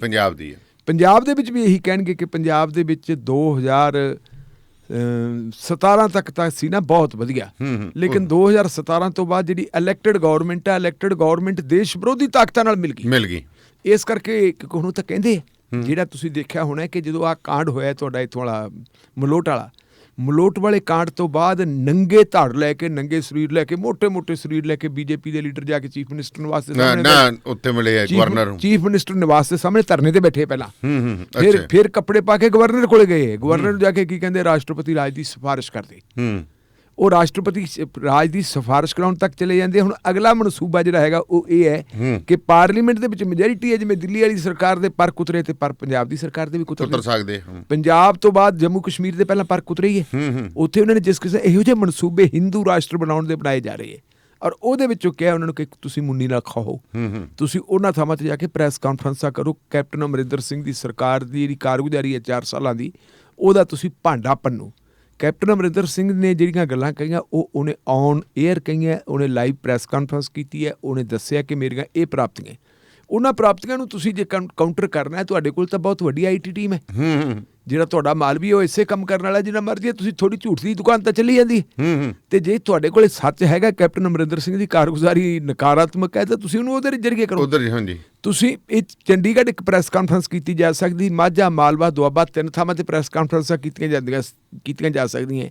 ਲੇਕਿਨ ਇੱਕ ਦਿਨ ਇਸ ਸ਼ਹਿਰ ਦੇ ਵਿੱਚ, ਇੱਕ ਦਿਨ ਇਸ ਸ਼ਹਿਰ ਦੇ ਵਿੱਚ ਮਲੋਟ ਦੀ ਗੱਲ ਦੇਖੀਏ ਆਪਾਂ, ਮਲੋਟ ਤੋਂ ਕਦੇ ਵੀ ਭਾਰਤੀ ਜਨਤਾ ਪਾਰਟੀ ਨਾ ਜਿੱਤੀ ਹੈ ਨਾ ਜਿੱਤ ਸਕਦੀ। ਉੱਥੇ ਇੱਕ ਵਾਰੀ ਕਾਂਗਰਸ ਹੁੰਦੀ ਹੈ, ਦੂਜੀ ਵਾਰੀ ਅਕਾਲੀ ਦਲ ਆ ਜਾਂਦਾ। ਇਹ ਟਕਸਾਲੀ ਸ਼ਹਿਰ ਅੱਜ ਵੀ ਜੇ ਅਸੀਂ ਦੇਖੀਏ, ਉਹਨਾਂ ਨੇ ਮਲੋਟ ਦੇ ਵਿੱਚ ਬੰਦ ਦਾ ਸੱਦਾ ਦਿੱਤਾ, ਕੁਛ ਵੀ ਨਹੀਂ ਹੋਇਆ। ਉਸ ਬੰਦ ਨੂੰ ਕਿੰਨੀ ਕਾਮਯਾਬੀ ਮਿਲੀ ਹੈ। ਖੇਸਾਂ ਵਾਲੀ ਗਲੀ ਹੈ ਜਿਹੜੀ, ਖੇਸਾਂ ਵਾਲੀ ਗਲੀ ਵਾਲੇ ਲੋਕ ਕਹਿੰਦੇ ਜੇ ਸਾਨੂੰ ਕਿਸਾਨ ਕਹਿਣ ਦੁਕਾਨਾਂ ਬੰਦ ਕਰ ਦਿਓ, ਮਹੀਨਾ ਹੋਰ ਕਰ ਲਾਂਗੇ, ਪਰ ਇਹਨਾਂ ਦੇ ਆਖੇ ਨਹੀਂ ਕਰਦੇ। ਉਹ ਕਹਿੰਦੇ ਇਹਨਾਂ ਨੇ ਤਾਂ ਸਾਰਾ ਤਬਾਹ ਕਰਤਾ ਬਿਜ਼ਨਸ ਸਾਰਾ। ਅਸੀਂ ਇਹਨਾਂ ਦੇ ਆਖੇ ਬੰਦ ਕਿਉਂ ਕਰੀਏ ਜਦੋਂ ਤੁਹਾਡੀ ਹਾਲਤ ਇਹ ਹੈ ਤੇ ਤੁਸੀਂ ਜਾ ਕੇ ਉੱਥੇ ਪੰਗੇ ਲੈਣੇ। ਖਬਰ ਵੀ ਨਹੀਂ ਬੰਦ ਹੋਇਆ। ਉਹ ਵੀ ਚਲੋ ਉਹਦਾ ਹੁਣ ਪੰਗੇ ਲੈਣ ਦਾ ਮਤਲਬ ਕੀ ਹੈ? ਪੰਗੇ ਇਹ ਲੈਂਦੇ ਕਿ ਸਾਡੇ ਨਾਲ ਲੋਕਾਂ ਦੀ ਹਮਦਰਦੀ ਹੋ ਜੇ। ਪਰ ਲੋਕ ਜਿਹੜੇ ਹੈਗਾ ਕੰਧ ਤੇ ਲਿਖਿਆ ਉਹਨਾਂ ਨੇ ਪੜ੍ਹ ਲਿਆ, ਉਹਨਾਂ ਨੇ ਪੜ੍ਹ ਲਿਆ ਕਿ ਇਹ ਤਾਂ ਸਾਡੀ ਤਬਾਹੀ ਤੇ ਬਰਬਾਦੀ ਕੀਤੀ ਜਾ ਰਹੀ ਹੈ। ਇਸ ਕਰਕੇ ਹੁਣ ਇਸ ਮਾਮਲੇ ਨੂੰ ਦੂਜੇ ਪਾਸੇ ਜਿਹੜਾ ਹੈਗਾ ਤਬਦੀਲ ਕੀਤਾ ਜਾ ਰਿਹਾ ਹੈ। ਹਿੰਦੂ ਸਿੱਖ ਮੁੱਦਾ, ਕੱਲ੍ਹ ਜਦੋਂ ਉੱਥੇ ਭਾਰਤੀ ਜਨਤਾ ਪਾਰਟੀ ਦੇ ਲੋਕ ਪ੍ਰੋਟੈਸਟ ਕਰ ਰਹੇ ਸੀ ਪੁਲਿਸ ਦੀ ਸੁਰੱਖਿਆ ਹੇਠ, ਉਸ ਵੇਲੇ ਸੋਸ਼ਲ ਮੀਡੀਆ ਦੇ ਇੱਕ ਜਰਨਲਿਸਟ ਨੇ ਪੁੱਛ ਲਿਆ ਕਿ ਤੁਹਾਡਾ ਮਾਮਲਾ ਕੀ ਹੈ? ਤੇ ਇੱਕ ਸੱਜਣ ਬੋਲਦਾ ਉਹਨਾਂ 'ਚੋਂ, ਸਾਨੂੰ ਹਿੰਦੂਆਂ ਨੂੰ ਟਾਰਗੇਟ ਕੀਤਾ ਜਾ ਰਿਹਾ। ਉਹ ਕਹਿੰਦਾ ਮੈਂ ਵੀ ਮਲੋਟ ਦਾ ਰਹਿਣ ਵਾਲਾ, ਸਾਡੇ ਤਾਂ ਕਦੇ ਹਿੰਦੂ ਸਿੱਖ ਗੱਲ ਹੀ ਨਹੀਂ ਬਣੀ, ਤੁਸੀਂ ਹਿੰਦੂ ਸਿੱਖ ਗੱਲ ਕਿਉਂ ਬਣਾ ਰਹੇ ਹੋ? ਉਹਨੂੰ ਫਿਰ ਆਊ ਕਰੀ ਜਾਵੇ, ਉਹਨੂੰ ਫਿਰ ਗੱਲ ਨਾ ਆਵੇ। ਉਹ ਹਿੰਦੂ ਸਿੱਖ ਮੁੱਦਾ ਬਣਾਉਣ ਵਾਲੀ ਗੱਲ ਕਰੀ ਜਾਂਦੀ। ਕੱਲ ਜਿਹੜੀ ਹੈ ਅਕਾਲ ਤਖਤ ਸਾਹਿਬ ਦੇ ਜਥੇਦਾਰ ਨੇ ਵੀ ਇੱਕ ਗੱਲ ਕਹੀ ਹੈ, ਤੇ ਲਾਲਪੁਰਾ ਉਹਨਾਂ ਦੇ ਨਾਲ ਲਾ ਕੇ ਕੀ ਕਹਿੰਦੇ ਲੀੜੇ ਬੈਠਾ ਸੀ, ਉਹ ਤਾਂ ਸਿੱਖ ਸੀ। ਅਕਾਲ ਤਖਤ ਸਾਹਿਬ ਦੇ ਜਥੇਦਾਰ ਨੇ ਕੱਲ ਗੱਲ ਕਹੀ ਹੈ ਕਿ ਜਿਹੜਾ RSS ਦਾ ਧਰਮ ਹੈ, BJP ਦਾ ਧਰਮ ਜਿਹੜਾ ਹੈਗਾ, ਉਹ ਸਮਾਜ ਦੇ ਵਿੱਚ ਵੰਡੀਆਂ ਪਾਉਣੇ, ਉਹ ਸਮਾਜ ਦੇ ਵਿੱਚ ਵੰਡੀਆਂ ਪਾਉਣੇ ਤਾਂ ਕਿ ਪੋਲੀਟੀਕਲ ਪੋਲਰਾਈਜੇਸ਼ਨ ਹੋ ਜੇ। ਜਿਹੜੀ 2022 'ਚ ਸਰਕਾਰ ਬਣਾਉਣ ਨੂੰ ਕਹਿੰਦੇ ਆ ਨਾ, ਉਹ ਸਰਕਾਰ ਇਸ ਤਰ੍ਹਾਂ ਬਣਾਉਂਦੇ ਆ ਕਿ ਟੋਟਲ ਜਿਹੜਾ ਹੈਗਾ ਹਿੰਦੂ ਭਾਈਚਾਰਾ, ਉਹ ਹਿੰਦੂ ਭਾਈਚਾਰਾ ਇੱਕ ਕਤਾਰ 'ਚ ਆ ਜੇ ਤੇ ਬਾਕੀ ਜਿਹੜੇ ਸਿੱਖ ਦਲਿਤ ਵਗੈਰਾ ਦੂਜੇ ਪਾਸੇ ਟਿੱਪ ਜਾਣ। ਤੇ ਦਲਿਤਾਂ ਨੂੰ ਫਿਰ ਕੋਈ ਦਲਿਤ ਚਿਹਰੇ ਨੂੰ ਅਸੀਂ ਚੀਫ ਮਿਨਿਸਟਰ ਬਣਾ ਦਿਆਂਗੇ, ਜਿਵੇਂ ਕਿ ਸੋਮ ਪ੍ਰਕਾਸ਼ ਦਾ ਨਾਂ ਹੁਣ ਆ ਹੀ ਰਿਹਾ। ਉਸ ਢੰਗ ਦੀਆਂ ਜਿਹੜੀ ਵਿਉਂਤਬੰਦੀ ਕਰ ਰਹੇ ਨੇ, 2022 ਦੀ ਵਿਉਂਤਬੰਦੀ ਕਰ ਰਹੇ ਆ, ਲੇਕਿਨ ਉਹ ਭੁੱਲਦੇ ਆ ਇਸ ਗੱਲ ਨੂੰ ਕਿ ਪੰਜਾਬ ਗੁਰੂਆਂ ਪੀਰਾਂ ਦੀ ਧਰਤੀ ਹੈ। ਪੰਜਾਬ ਦਾ ਜਿਹੜਾ ਮਾੜਾ ਦੌਰ ਹੈ, ਮੈਂ ਤਾਂ ਉਹਨੂੰ ਮੰਨਦਾ 1978 ਤੋਂ ਸ਼ੁਰੂ ਹੋਇਆ ਸੀ। 1978 ਤੋਂ ਲੈ ਕੇ ਬੇਅੰਤ ਸਿੰਘ ਦੇ ਮਰਨ ਵੇਲੇ ਤੱਕ 95 ਤੱਕ ਬੜਾ ਕੁਝ ਬਿਜਲੀ ਹੋ ਗਿਆ। ਉਹਦੇ 'ਚ ਆਪਰੇਸ਼ਨ ਬਲੂ ਸਟਾਰ ਵੀ ਹੋਇਆ, ਉਹਦੇ ਵਿੱਚ ਆਪਰੇਸ਼ਨ ਬਲੈਕ ਥੰਡਰ ਵੀ ਹੋਇਆ, ਬੱਸਾਂ 'ਚੋਂ ਕੱਢ ਲੋਕ ਵੀ ਮਾਰੇ ਗਏ, ਰੇਲ ਗੱਡੀਆਂ 'ਚੋਂ ਵੀ ਮਾਰੇ ਗਏ। ਪਰ ਪੰਜਾਬ ਦੇ ਕਿਸੇ ਵੀ ਪਿੰਡ ਦੇ ਵਿੱਚ, ਕਿਸੇ ਵੀ ਸ਼ਹਿਰ ਦੇ ਵਿੱਚ ਹਿੰਦੂਆਂ ਤੇ ਸਿੱਖਾਂ ਦੇ ਕਦੇ ਦੰਗੇ ਨਹੀਂ ਹੋਏ, ਸਿੱਧਾ ਟਕਰਾਅ ਨਹੀਂ ਹੋਇਆ। ਗੁਰੂਆਂ ਪੀਰਾਂ ਦੀ ਧਰਤੀ ਇੱਥੇ ਨਹੀਂ ਹੋ ਸਕਦੀ। ਜਿਹੜਾ ਐਕਸਪੈਰੀਮੈਂਟ ਕਰਦੇ, ਕਿਉਂਕਿ ਸਾਡਾ ਜਿਹੜਾ ਹੈਗਾ ਰੋਟੀ ਬਾਟੀ ਦੀ ਸਾਂਝ ਹੈ। ਅਸੀਂ ਲੋਕਾਂ ਨੇ ਜਦੋਂ ਇੱਥੇ ਸਾਡੇ ਤੇ ਗਜਨੀ ਤੇ ਆਪਣਾ ਗਜ਼ਨ ਆਉਂਦੇ ਹੁੰਦੇ ਸੀ, ਮਹਿਮੂਦ ਗਜਨਵੀ ਵਰਗੇ ਆਉਂਦੇ ਹੁੰਦੇ ਸੀ, ਜਦੋਂ ਉਹ ਲੋਕ ਆਉਂਦੇ ਸੀ, ਉਹਨਾਂ ਦਾ ਮੁਕਾਬਲਾ ਸਾਂਝੇ ਤੌਰ ਤੇ ਕੀਤਾ ਹੈ। ਦੁੱਖ ਵੀ ਸਾਂਝੇ ਨੇ ਸਾਂਝੇ ਕੱਟੇ ਤੇ ਸੁੱਖ ਵੀ ਸਾਂਝੇ ਕੱਟੇ।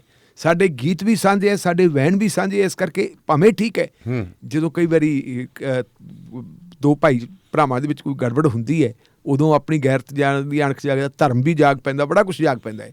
ਲੇਕਿਨ ਸਮੁੱਚੇ ਰੂਪ ਦੇ ਵਿੱਚ ਦੇਖੀਏ ਤਾਂ ਪੰਜਾਬ ਦੇ ਲੋਕ ਕਦੇ ਇਸ ਤਰ੍ਹਾਂ ਲੜਦੇ ਨਹੀਂ ਜਿਵੇਂ ਲੜਾਉਣਾ ਚਾਹੁੰਦੇ। ਇਹ ਉਹਦੇ ਵਿੱਚੋਂ ਕੱਢਣਾ ਚਾਹੁੰਦੇ। ਇਸੇ ਕਾਰਨ ਹੈ ਕਿ ਜਿਹੜੀ ਆਪ ਦੀ ਬੇਵਕੂਫੀ ਹੈ, ਜਿਹੜੀਆਂ ਆਪਦੀਆਂ ਨਕਾਮੀਆਂ, ਜਿਹੜੀਆਂ ਆਪਦੀਆਂ ਬੇਈਮਾਨੀਆਂ ਕਿ ਕਾਰਪੋਰੇਟ ਘਰਾਣਿਆਂ ਨੂੰ ਸਭ ਕੁਝ ਦੇ ਦਿਓ। ਕਾਰਪੋਰੇਟ ਘਰਾਣਿਆਂ ਨੂੰ ਸਭ ਕੁਝ ਦੇਣ ਵਾਸਤੇ ਜਿਹੜਾ ਇਹ ਬਿਰਤਾਂਤ ਰਚਿਆ ਜਾ ਰਿਹਾ ਹੈ, ਇਹ ਉਸ ਬਿਰਤਾਂਤ ਦਾ ਨਤੀਜਾ ਕਟਾਤਾ ਸ਼ਰੀਫ ਆਦਮੀ। ਉਹਦੇ ਨਾਲ ਜੋ ਕੁਛ ਹੋਇਆ ਬਹੁਤ ਮਾੜਾ ਹੋਇਆ। ਅਸੀਂ ਸਹਿਮਤ ਨਹੀਂ, ਅਸੀਂ ਇਸ ਕਿਸਮ ਦੀ ਰਾਜਨੀਤੀ ਨਾਲ ਸਹਿਮਤ ਨਹੀਂ, ਕਿਉਂਕਿ ਕਿਸਾਨ ਲੀਡਰਸ਼ਿਪ ਵੀ ਨਹੀਂ ਚਾਹੁੰਦੀ ਵੀ ਇਹ ਗੱਲ ਹੋਵੇ। ਕਿਸਾਨ ਲੀਡਰਸ਼ਿਪ ਨੇ ਪਹਿਲਾਂ ਕਿਹਾ ਸੀ ਕਿ ਜਿੱਦੇ ਅਸੀਂ ਵਾਇਲੈਂਸ ਦੇ ਚੱਕਰ 'ਚ ਫਸ ਗਏ, ਉਹਦੇ ਮੋਦੀ ਜਿੱਤ ਗਿਆ ਤੇ ਅਸੀਂ ਹਾਰ ਗਏ। ਤੇ ਜੇ ਸਾਡੇ ਹੱਥ ਦੇ ਵਿੱਚ ਸ਼ਾਂਤੀ ਹੈ, ਸਾਡੇ ਕੋਲ ਪੀਸਫੁਲ ਅਸੀਂ ਐਜੀਟੇਸ਼ਨ ਕਰਦੇ ਹਾਂ, ਤੇ ਸਾਡੀ ਜਿੱਤ ਯਕੀਨੀ ਹੈ, ਦੁਨੀਆ ਦੀ ਕੋਈ ਤਾਕਤ ਰੋਕ ਨਹੀਂ ਸਕਦੀ। ਇੱਥੇ ਵੀ ਸਾਨੂੰ ਦੇਖਣਾ ਪੈਣਾ ਕਿ ਦੋ ਕਿਸਮ ਦੇ ਲੋਕ ਹੈ। ਇੱਕ ਸਟੇਟ ਲੱਗੀ ਹੋਈ ਹੈ, ਇੱਕ ਸਟੇਟ ਦੇ ਵਿੱਚੋਂ ਸਾਡੇ ਜਿਹੜੇ ਬੁੱਕਲ ਦੇ ਸੱਪ ਹੈ, ਉਹ ਬੁੱਕਲ ਦੇ ਸੱਪ ਵੀ ਇਸੇ ਚੀਜ਼ ਦੇ ਉੱਤੇ ਲੱਗੇ ਹੋਏ ਆ ਕਿ ਛੇਤੀ ਇਹਨਾਂ ਦਾ ਜਿਹੜਾ ਹੈਗਾ ਖਲਾਰਾ ਪਾਇਆ ਜਾਵੇ, ਤਾਂ ਕਿ ਜਿਹੜੀ ਕਿਸਾਨੀ ਦੇ ਨਾਂ ਦੇ ਉੱਤੇ ਜਿਹੜੀ ਆਰਥਿਕ ਆਜ਼ਾਦੀ ਦੀ ਲੜਾਈ ਹੈ, ਕਿਤੇ ਇਹ ਅੱਗੇ ਨਾ ਲੰਘ ਜੇ। ਜੀ। ਢਿੱਲੋਂ ਸਾਹਿਬ, ਜਿਵੇਂ ਤੁਸੀਂ ਗੱਲ ਕੀਤੀ ਸੀ ਹਰਪ੍ਰੀਤ ਸਿੰਘ ਜਥੇਦਾਰ ਸਾਹਿਬ ਦੀ ਵੀ, ਕਿ ਉਹਨਾਂ ਨੇ ਜਿਹੜਾ ਉੱਥੋਂ ਹੋਲਾ ਮਹੱਲਾ ਦੇ ਮੌਕੇ ਦੇ ਉੱਤੇ ਕਿਹਾ ਕਿ ਜਿਹੜਾ ਧਰਮ ਹੈ ਉਹ ਰਾਜਨੀਤੀ ਤੇ ਭਾਰੂ ਹੋ ਗਿਆ। ਉਹਨਾਂ ਨੇ ਇਕਬਾਲ ਕੀਤਾ ਇਸ ਧਰਮ ਦੇ ਉੱਤੇ ਰਾਜਨੀਤੀ ਭਾਰੂ, ਧਰਮ ਦੇ ਉੱਤੇ ਸੌਰੀ ਧਰਮ ਦੇ ਉੱਤੇ ਰਾਜਨੀਤੀ ਭਾਰੂ ਹੋ ਗਈ। ਇਹ ਇਕਬਾਲ ਮੈਂ ਕਿਉਂ ਕਿਹਾ? ਸ਼ਬਦ ਇਕਬਾਲ ਦਾ ਮਤਲਬ ਹੁੰਦਾ ਹੈ ਕਬੂਲ ਕਰਨਾ। ਸਾਨੂੰ ਤਾਂ ਬਹੁਤ ਪਹਿਲਾਂ ਤਾਂ ਪਤਾ ਹੈ, ਅਸੀਂ ਦੇਖਦੇ ਹਾਂ, ਪਤਾ ਹੈ, ਮੈਨੂੰ ਬੜੇ ਵਾਰੀ ਡਿਸਕਸ ਕੀਤਾ ਹੈ ਕਿ ਧਰਮ ਉੱਤੇ ਰਾਜਨੀਤੀ ਭਾਰੂ ਹੈ। ਜੇ ਧਰਮ ਤੇ ਰਾਜਨੀਤੀ ਭਾਰੂ ਨਾ ਹੁੰਦੀ ਤਾਂ ਫਿਰ ਇਹ ਦੱਸੋ ਕਿ ਜਦੋਂ ਖਾਲਸੇ ਦੀ 3 ਸ਼ਤਾਬਦੀ ਮਨਾਈ ਗਈ ਹੈ ਜੀ, ਅਨੰਦਪੁਰ ਸਾਹਿਬ ਦੇ ਵਿੱਚ ਬਹੁਤ ਵੱਡਾ ਫੰਕਸ਼ਨ ਹੋਇਆ ਸੀ। ਦੇਸ਼ ਦੇ ਪ੍ਰਧਾਨ ਮੰਤਰੀ ਅਟਲ ਬਿਹਾਰੀ ਵਾਜਪਾਈ ਸਾਹਿਬ ਉੱਥੇ ਆਏ ਸੀ। ਖਾਲਸੇ ਦੀ 3 ਸ਼ਤਾਬਦੀ ਬਣਾਉਣ ਵਾਸਤੇ ਉਹਨਾਂ ਨੇ ਕੁਝ ਰਕਮ ਅਲਾਟ ਕੀਤੀ ਸੀ। ਉਸ ਰਕਮ ਦੇ ਵਿੱਚੋਂ ਇੱਕ ਹਿੱਸਾ ਜਿਹੜੀ ਹੈਗੀ ਹੈ RSS, ਰਾਸ਼ਟਰੀ ਸਿੱਖ ਸੰਗਤ ਵਾਸਤੇ ਰਿਜ਼ਰਵ ਰੱਖਿਆ ਸੀ। ਰਾਸ਼ਟਰੀ ਸਿੱਖ ਸੰਗਤ ਨੂੰ ਉਹ ਪੈਸਾ ਦਿੱਤਾ ਗਿਆ ਕਿ ਜੀ ਲਓ ਤੁਸੀਂ ਲੈ ਜਾਓ, ਤੁਸੀਂ ਸਿੱਖੀ ਦਾ ਪ੍ਰਚਾਰ ਕਰਨਾ। ਰਾਸ਼ਟਰੀ ਸਿੱਖ ਸੰਗਤ ਵਾਲਿਆਂ ਨੇ ਫਿਰ ਜਿਹੜਾ ਲਿਟਰੇਚਰ ਛਾਪਿਆ ਸੀ, ਉਸ ਲਿਟਰੇਚਰ ਦੇ ਵਿੱਚ ਸਾਡੇ ਗੁਰੂਆਂ ਨੂੰ ਚੋਰ, ਉਚੱਕੇ, ਡਾਕੂ, ਅਮਲੀ, ਭੰਗੀ ਵਗੈਰਾ ਜਿੰਨੇ ਵੀ ਉਹਦੇ ਬੋਲ ਸਕਦੇ ਸੀ, ਬੋਲੇ, ਅਲੰਕਾਰ ਵਰਤ ਸਕਦੇ ਸੀ, ਉਹਨਾਂ ਨੇ ਵਰਤੇ। ਇੱਥੋਂ ਤੱਕ ਕਿ ਇੱਕ ਹਿੰਦੀ ਦੀ ਕਿਤਾਬ ਸਿੱਖ ਇਤਿਹਾਸ, ਜਿਹਦੇ ਉੱਤੇ ਸ਼੍ਰੋਮਣੀ ਗੁਰਦੁਆਰਾ ਪ੍ਰਬੰਧਕ ਕਮੇਟੀ ਦੀ ਸਟੈਂਪ ਲੱਗੀ ਹੋਈ ਸੀ, ਉਹਦੇ ਵਿੱਚ ਵੀ ਇਹ ਕੁਝ ਲਿਖਿਆ ਹੋਇਆ ਸੀ। ਔਰ ਉਸ ਕਿਤਾਬ ਨੂੰ ਲੈ ਕੇ ਹਾਈ ਕੋਰਟ ਦੇ ਵਿੱਚ ਪਟੀਸ਼ਨ ਪਾਈ ਸੀ ਸਰਦਾਰ ਬਲਦੇਵ ਸਿੰਘ ਸਿਰਸਾਵਰਾ ਨੇ ਜੀ। ਇੱਕ ਮੇਰਾ ਖਿਆਲ ਹੈ ਸ਼ਾਇਦ ਕਰਮਜੀਤ ਸਿੰਘ ਪੱਤਰਕਾਰ ਹੈ, ਉਹਨਾਂ ਨੇ ਵੀ ਪਾਈ ਹੋਈ ਸੀ ਜੀ। ਉਹ ਪਟੀਸ਼ਨਾਂ ਉੱਥੇ ਪਈਆਂ ਅਜੇ ਤੱਕ ਸੁਪਰੀਮ ਹਾਈ ਕੋਰਟ ਦੇ ਵਿੱਚ ਉਹਨਾਂ ਦਾ ਕਰੋਨਾ ਵਗੈਰਾ ਆ ਕੇ ਗੱਲ ਗਾਹ ਚੱਲੀ ਸੀ। ਸੋ ਉਦੋਂ ਵੀ ਅਸੀਂ ਦੇਖੀ ਤਾਂ ਰਾਜਨੀਤੀ ਤਾਂ ਉਦੋਂ ਵੀ ਧਰਮ ਦੇ ਰਾਜਨੀਤੀ ਨੇ ਧਰਮ ਦੇ ਉੱਤੇ ਗਲਬਾ ਪਾਇਆ ਸੀ। ਠੀਕ ਹੈ। ਫਿਰ ਤੁਹਾਡੇ ਯਾਦ ਹੋਣਾ ਹੈ ਜਦੋਂ ਡੇਰਾ ਸੱਚਾ ਸੌਦਾ ਦੇ ਮੁਖੀ ਨੇ ਤੁਹਾਡੇ ਸਲਾਬਤਪੁਰੇ ਦੇ ਵਿੱਚ ਹੀ ਜਾਮੇ ਇਨਸਾਨ ਛਕਾ ਕੇ ਸੋ ਪਿਆ ਸੀ ਆਪਣਾ ਜਾਮੇ ਇਨਸਾਨ ਦੇ ਨਾਂ ਦੇ ਉੱਤੇ ਇੱਕ ਰੂਹ ਅਫਜ਼ਾ ਜੀ। ਤੇ ਰੂਹ ਅਫਜ਼ੇ ਤੋਂ ਬਾਅਦ ਜਦੋਂ ਉਹਦੀ ਪਬਲਿਸਿਟੀ ਕੀਤੀ ਸੀ, ਪਬਲਿਸਿਟੀ ਤਾਂ ਓਪਨ ਕੀਤੀ ਸੀਗੀ, ਉਹਨੇ ਅਖਬਾਰਾਂ ਦੇ ਇਸ਼ਤਿਹਾਰ ਦਿੱਤੇ ਸੀ, ਹਿੰਦੁਸਤਾਨ ਟਾਈਮਜ਼, ਅਜੀਤ, ਇਹਨਾਂ ਫਰੰਟ ਪੇਜ ਦੇ ਇਸ਼ਤਿਹਾਰ ਦਿੱਤੇ ਸੀਗੇ, ਫੁੱਲ ਪੇਜਾਂ ਦੇ। ਉਹ ਇਸ਼ਤਿਹਾਰ ਪ੍ਰਕਾਸ਼ਿਤ ਹੋਏ ਸੀ ਤੇ ਉਸ ਤੋਂ ਬਾਅਦ ਬਠਿੰਡੇ ਦੇ ਵਿੱਚ ਹੀ ਟਕਰਾਅ ਹੋਇਆ ਸੀ ਸਿੱਖਾਂ ਦਾ ਤੇ ਪ੍ਰੇਮੀਆਂ ਦਾ। ਤੇ ਉਸ ਟਕਰਾਅ ਦੀ ਵਜ੍ਹਾ ਕਾਰਨ ਇੱਕ ਪਰਚਾ ਦਰਜ ਹੋਇਆ ਸੀ ਜੀ। ਉਸ ਪਰਚੇ ਤੋਂ ਬਾਅਦ ਫਿਰ ਦਮਦਮਾ ਸਾਹਿਬ ਦੇ ਵਿੱਚ ਇੱਕ ਸਿੱਖ ਕਨਵੈਨਸ਼ਨ ਹੋਈ ਸੀ। ਸਿੱਖ ਕਨਵੈਨਸ਼ਨ ਦੇ ਵਿੱਚੋਂ ਜਿਹੜੀ ਸਾਂਝੀ ਰਾਏ ਬਣੀ, ਜਿਹੜਾ ਪ੍ਰੈਸ਼ਰ ਬਣਿਆ, ਉਸ ਪ੍ਰੈਸ਼ਰ ਦੇ ਚੱਲਦਿਆਂ ਜਿਹੜੇ ਸਾਡੇ ਸਿੰਘ ਸਾਹਿਬਾਨ ਸੀ ਉਹਨਾਂ ਨੂੰ ਇਹ ਗੁਰਮਤਾ ਜਾਰੀ ਕਰਨਾ ਪਿਆ ਕਿ ਡੇਰਾ ਸੱਚਾ ਸੌਦਾ ਦੇ ਮੁਖੀ ਦਾ ਸਮਾਜਿਕ ਬਾਈਕਾਟ ਕੀਤਾ ਜਾਂਦਾ, ਕੋਈ ਵੀ ਉਹਦੇ ਨਾਲ ਸੰਬੰਧ ਨਾ ਰੱਖੇ ਜੀ। ਉਹ ਬਾਈਕਾਟ ਹੋਇਆ। ਹੁਣ ਇਹਨੂੰ ਤੁਸੀਂ ਪੜਾਅਵਾਰ ਦੇਖੋ ਕਿਵੇਂ ਚੱਲਦਾ ਹੈ।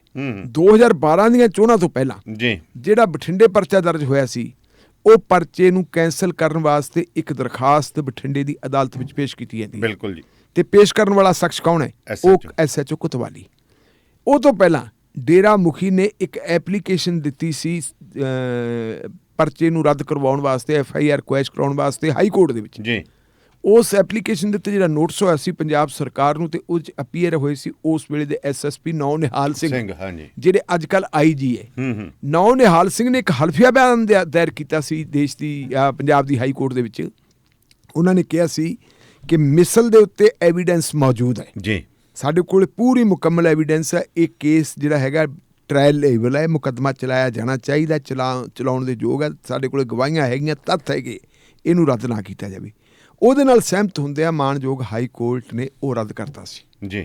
ਜਿਹੜਾ ਉਹਦੀ ਜਿਹੜੀ ਐਪਲੀਕੇਸ਼ਨ ਸੀ ਉਹ ਰੱਦ ਕਰਤੀ ਸੀ, ਕੇਸ ਨਹੀਂ ਰੱਦ ਕੀਤਾ ਸੀ, ਐਪਲੀਕੇਸ਼ਨ ਰੱਦ। ਹੁਣ ਸਵਾਲ ਇਹ ਪੈਦਾ ਹੁੰਦਾ ਕਿ ਇੱਕ IPS ਅਫਸਰ ਦੀ ਜਿਹੜੀ ਹੈਗੀ ਹੈ ਅਪਰੋਚ ਦੇ ਉਲਟ ਉਹਨੇ ਹਲਫੀਆ ਬਿਆਨ ਦਿੱਤਾ ਕਿ ਸਾਡੇ ਕੋਲ ਐਵੀਡੈਂਸ ਹੈਗੀ ਹੈ ਜੀ। SHO ਕਹਿੰਦਾ ਕਿ ਸਾਡੇ ਕੋਲ ਐਵੀਡੈਂਸ ਹੈ ਨਹੀਂ, ਸਾਡੇ ਕੋਲ ਸਬੂਤ ਹੈ ਨਹੀਂ, ਤੇ ਇਹ ਕੇਸ ਜਿਹੜਾ ਹੈਗਾ ਜੀ ਇਹਨੂੰ ਖਤਮ ਕਰ ਦਿੱਤਾ ਜਾਵੇ, ਇਸ ਕੇਸ ਦੀ ਜਿਹੜੀ ਕੈਂਸਲੇਸ਼ਨ ਮਨਜ਼ੂਰ ਕਰ ਲਈ ਜਾਵੇ ਜੀ। ਇਹ ਅਦਾਲਤ ਦੇ ਵਿੱਚ ਦਿੱਤਾ ਸੀ ਔਰ ਉਹ ਵਾਕਈ ਜਿਹੜੀ ਹੈਗੀ ਹੈ ਮਨਜ਼ੂਰ ਹੋ ਜਾਣੀ ਸੀ ਕੈਂਸਲੇਸ਼ਨ, ਕਿਉਂਕਿ ਨਾਲ ਇੱਕ ਹਲਫੀਆ ਬਿਆਨ ਲਾਤਾ ਸੀ ਜੀ। ਉਹ ਹਲਫੀਆ ਬਿਆਨ ਸੀ ਮੁਦਈ ਰਜਿੰਦਰ ਸਿੰਘ ਸਿੱਧੂ ਦਾ, ਜਿਹੜੇ ਚੀਫ ਖਾਲਸਾ ਦੀਵਾਨ ਬਠਿੰਡਾ ਦੇ ਪ੍ਰਧਾਨ ਸੀ, ਕਿ ਜੀ ਮੇਰਾ ਜਿਹੜਾ ਹੈਗਾ ਮੈਨੂੰ ਕੋਈ ਇਤਰਾਜ਼ ਨਹੀਂ ਹੈ, ਰੱਦ ਕਰ ਦਿੱਤਾ ਜਾਵੇ ਜੀ, FIR ਨੂੰ ਰੱਦ ਕਰ ਦਿੱਤਾ ਜਾਵੇ। ਲੇਕਿਨ ਮੌਕੇ ਦੇ ਉੱਤੇ ਦੋ ਬੰਦੇ ਆ ਗਏ, ਦੋ ਸਿੱਖ ਲੀਡਰ ਆ ਗਏ, ਇੱਕ ਹਰਦੀਪ ਸਿੰਘ ਮਹਿਰਾਜ, ਇੱਕ ਆ ਗਏ ਤੁਹਾਡੇ ਜਸਪਾਲ ਸਿੰਘ ਮੰਝਪੁਰ। ਉਹਨਾਂ ਨੇ ਆ ਕੇ ਐਪਲੀਕੇਸ਼ਨ ਦਿੱਤੀ ਕਿ ਕੱਲਾ ਜਿਹੜਾ ਹੈਗਾ ਰਜਿੰਦਰ ਸਿੰਘ ਸਿੱਧੂ ਦਾ ਨਹੀਂ, ਇਹਦੇ ਨਾਲ ਭਾਵਨਾਵਾਂ ਇੰਜਰਡ ਹੋਈਆਂ, ਸਾਡੀਆਂ ਵੀ ਹੋਈਆਂ,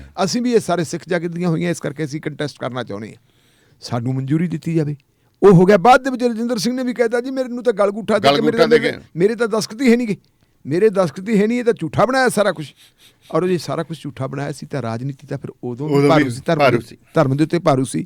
ਅਕਾਲ ਤਖਤ ਸਾਹਿਬ ਤੋਂ ਜਾਰੀ ਹੋਏ ਹੁਕਮਨਾਮੇ ਨੂੰ ਫਿਰ ਜਿਵੇਂ ਜਿਸ ਢੰਗ ਦੇ ਨਾਲ ਵਾਪਸ ਲਿਆ ਗਿਆ, ਔਰ ਉਹਦੇ 'ਚ ਗਿਆਨੀ ਗੁਰਮੁਖ ਸਿੰਘ ਕਹਿੰਦਾ ਜੀ ਸਾਨੂੰ ਵਾਪਸ ਲੈਣ ਵਾਸਤੇ ਤਾਂ ਚੰਡੀਗੜ੍ਹ CM ਹਾਊਸ ਦੇ ਵਿੱਚ ਬੁਲਾਇਆ ਗਿਆ ਸੀ, ਸਾਨੂੰ ਉੱਥੋਂ ਹੁਕਮ ਦਿੱਤਾ ਗਿਆ ਸੀ।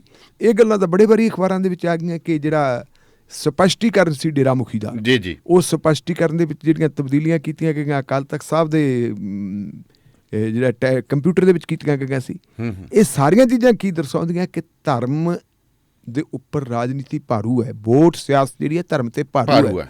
ਜਦੋਂ ਸ਼੍ਰੋਮਣੀ ਗੁਰਦੁਆਰਾ ਪ੍ਰਬੰਧਕ ਕਮੇਟੀ ਦੇ ਅਹੁਦੇਦਾਰ ਇੱਕ ਲਿਫਾਫੇ ਚੋਂ ਨਿਕਲ, ਜਿਹੜੇ ਲਿਫਾਫੇ ਚੋਂ ਅਹੁਦੇਦਾਰ ਨਿਕਲਦੇ ਆ ਉਹ ਤਖਤਾਂ ਦੇ ਜਥੇਦਾਰਾਂ ਨੂੰ ਨਿਯੁਕਤ ਕਰਨ ਤੇ ਇਹਦੇ 'ਚ ਫਿਰ ਦੱਸੋ ਕਿਵੇਂ ਰਹੇਗੀ। ਹੁਣ ਗਿਆਨੀ ਜੀ ਇਹ ਗੱਲ ਕਹਿੰਦੇ ਆ ਜੀ ਰਾਜਨੀਤੀ ਜਿਹੜੀ ਹੈ ਧਰਮ ਦੇ ਉੱਤੇ ਭਾਰੂ ਹੈ, ਇਕੱਲੀ ਧਰਮ ਤੇ ਭਾਰੂ ਨਹੀਂ ਤਾਂ ਸਾਰੇ ਜਿੰਨੇ ਸ਼ੋਭੇ ਹਨ ਜਿੰਨੇ ਵੀ ਹੈਗੇ ਹਰ ਚੀਜ਼ ਦੇ ਉੱਤੇ ਰਾਜਨੀਤੀ ਭਾਰੂ ਹੈ। ਰਾਜਨੀਤੀ ਦਾ ਤੁਹਾਡੇ ਸਾਹ ਲੈਣ ਤੇ ਵੀ ਭਾਰੂ ਹੈ, ਹਰ ਗੱਲ ਦੇ ਉੱਤੇ ਤੁਹਾਡੇ ਨਾਲ ਬੰਦੇ ਹੱਥ ਮਿਲਾਉਂਦੇ ਉਹਦੇ ਵਿੱਚ ਵੀ ਰਾਜਨੀਤੀ ਭਾਰੂ ਹੈ। ਇਹ ਚੀਜ਼ ਜਿਹੜੀ ਹੈਗੀ ਗਿਆਨੀ ਜੀ ਨੇ ਇਕਬਾਲ ਕੀਤਾ, ਇਹ ਠੀਕ ਹੈ ਕਿ ਹੁਣ ਗਿਆਨੀ ਜੀ ਨੇ ਇਹ ਗੱਲ ਦਾ ਇਕਬਾਲ ਕਰ ਲਿਆ। ਸਵਾਲ ਤਾਂ ਇਹ ਕਿ ਜਦੋਂ ਅਜਿਹਾ ਕੁਛ ਵਾਪਰਦਾ ਹੈ ਉਦੋਂ ਚੁੱਪ ਕਿਉਂ ਕਰਦੇ। ਹੁਣ ਮੇਰਾ ਸਵਾਲ ਹੈ ਗਿਆਨੀ ਜੀ ਵਾਸਤੇ ਕਿ ਗਿਆਨੀ ਜੀ ਜਦੋਂ ਮਾਬ ਲਿੰਚਿੰਗ ਹੋ ਰਹੀ ਸੀ ਤੁਸੀਂ ਜ਼ਰੂਰ ਬੋਲੇ ਸੀ।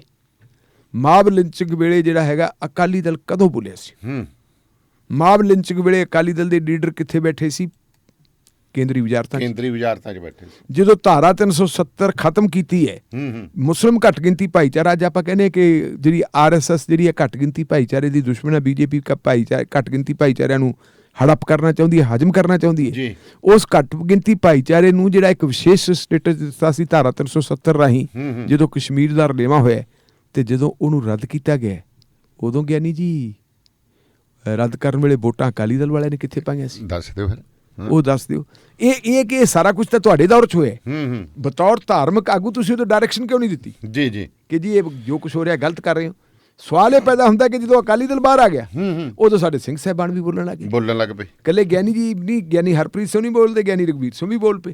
ਉਹ ਵੀ ਕਹਿੰਦੇ ਜੀ ਇਹ ਬੜੀ ਮਾੜੀ ਚੀਜ਼ ਹੈ। ਆਹੀ ਤਾਂ ਚੀਜ਼ ਹੈ ਕਿ ਜਿਹੜਾ ਸਾਡੇ ਧਾਰਮਿਕ ਆਗੂਆਂ ਨੂੰ ਵੀ ਜਿਹੜੀ ਡਿਊਟੀ ਨਿਭਾਉਣੀ ਪੈਂਦੀ ਹੈ, ਉਹ ਹੈ ਜਿਵੇਂ ਉਹ ਕੀ ਕਹਿੰਦੇ ਹੁੰਦੇ ਆ, ਕੌਣ ਸੀਗੇ ਜਿਹੜੇ ਆਪਣੇ ਜਥੇਦਾਰ ਸੀ ਮਹਾਰਾਜਾ ਰਣਜੀਤ ਸਿੰਘ ਨੂੰ ਥੰਮਲੇ ਨਾਲ ਬੰਨਿਆ ਸੀ? ਅਕਾਲੀ ਫੂਲਾ ਸਿੰਘ ਸੀ, ਅਕਾਲ ਤਖਤ ਸਾਹਿਬ ਦੇ ਜਥੇਦਾਰ। ਅੱਜ ਉਹਨਾਂ ਜਥੇਦਾਰਾਂ ਦੀ ਲੋੜ ਹੈ ਔਰ ਉਹ ਜਥੇਦਾਰ ਜਿਹੜੇ ਹੈਗੇ ਆ ਉਹ ਨਿਯੁਕਤੀਆਂ ਰਾਹੀਂ ਨਾ ਹੁਣ ਸਮੁੱਚੇ ਭਾਈਚਾਰੇ ਵੱਲੋਂ ਜਿਹੜੇ ਹੈਗੇ ਆ ਉਹਨਾਂ ਨੂੰ ਜਿਹੜਾ ਹੈਗਾ ਮਾਨਤਾ ਹੋਵੇ ਸਮੁੱਚੇ ਭਾਈਚਾਰੇ ਵੱਲੋਂ। ਹੁਣ ਇੱਥੇ ਕੀ ਸਾਡੇ ਡਬਲ ਤਾਂ ਸਾਡੇ ਜਥੇਦਾਰ ਤੁਰੇ ਫਿਰਦੇ, ਪਤਾ ਹੀ ਲੱਗਦਾ ਕਿੱਧਰ ਨੂੰ ਕਿਹੜੀ ਸੀ ਫਿਰਦਾ ਕੌਣ। ਤੇ ਉਧਰ ਢਿੱਲੋਂ ਸਾਹਿਬ ਫਿਰ ਹਰਿਆਣਾ 'ਚ ਪੰਚਾਇਤੀ ਚੋਣਾਂ ਮੁਲਤਵੀ ਕਿਉਂ ਕਰਤੀਆਂ ਜੀ? ਫਿਰ ਦੇਖੋ ਹਰਿਆਣੇ ਦੇ ਵਿੱਚ ਪਿਛਲੇ ਦਿਨਾਂ 'ਚ ਜਿਹੜੀਆਂ ਚੋਣਾਂ ਹੋਈਆਂ ਜੀ, ਸ਼ਹਿਰੀ ਖੇਤਰਾਂ ਦੀਆਂ ਚੋਣਾਂ ਹੋਈਆਂ। ਵੈਸੇ ਤਾਂ ਇੱਕ ਹੋਈ ਸੀ ਚੋਣ ਤੁਹਾਡੀ ਉਹਦੇ ਵਾਲੀ ਵੀ ਵਿਧਾਨ ਸਭਾ 'ਚ ਵੀ ਇੱਕ ਜਿਮਨੀ ਚੋਣ ਹੋ ਗਈ ਸੀ। ਉਹ ਜਿਮਨੀ ਚੋਣ ਵੀ ਜਿਹੜੀ ਹੈਗੀ BJP ਹਾਰ ਗਈ ਜੀ, ਕਾਂਗਰਸ ਪਾਰਟੀ ਦਾ ਕੈਂਡੀਡੇਟ ਜਿੱਤ ਗਿਆ ਸੀ। ਫਿਰ ਕੁਝ ਕਾਰਪੋਰੇਸ਼ਨਾਂ ਤੇ ਮਿਊਨਿਸਪਲ ਕਮੇਟੀਆਂ ਦੀਆਂ ਚੋਣਾਂ ਹੋਈਆਂ ਜੀ, ਉਹਨਾਂ ਚੋਣਾਂ ਦੇ ਵਿੱਚ ਵੀ BJP ਨੂੰ ਹਾਰ ਪ੍ਰਾਪਤ ਹੋਈ ਹੈ। ਜਿੱਤ ਕਿਹਨੂੰ ਪ੍ਰਾਪਤ ਹੋਈ ਹੈ ਜੀ? ਉਹ ਹੋਈ ਹੈ ਆਪੋਜੀਸ਼ਨ ਨੂੰ ਜੀ।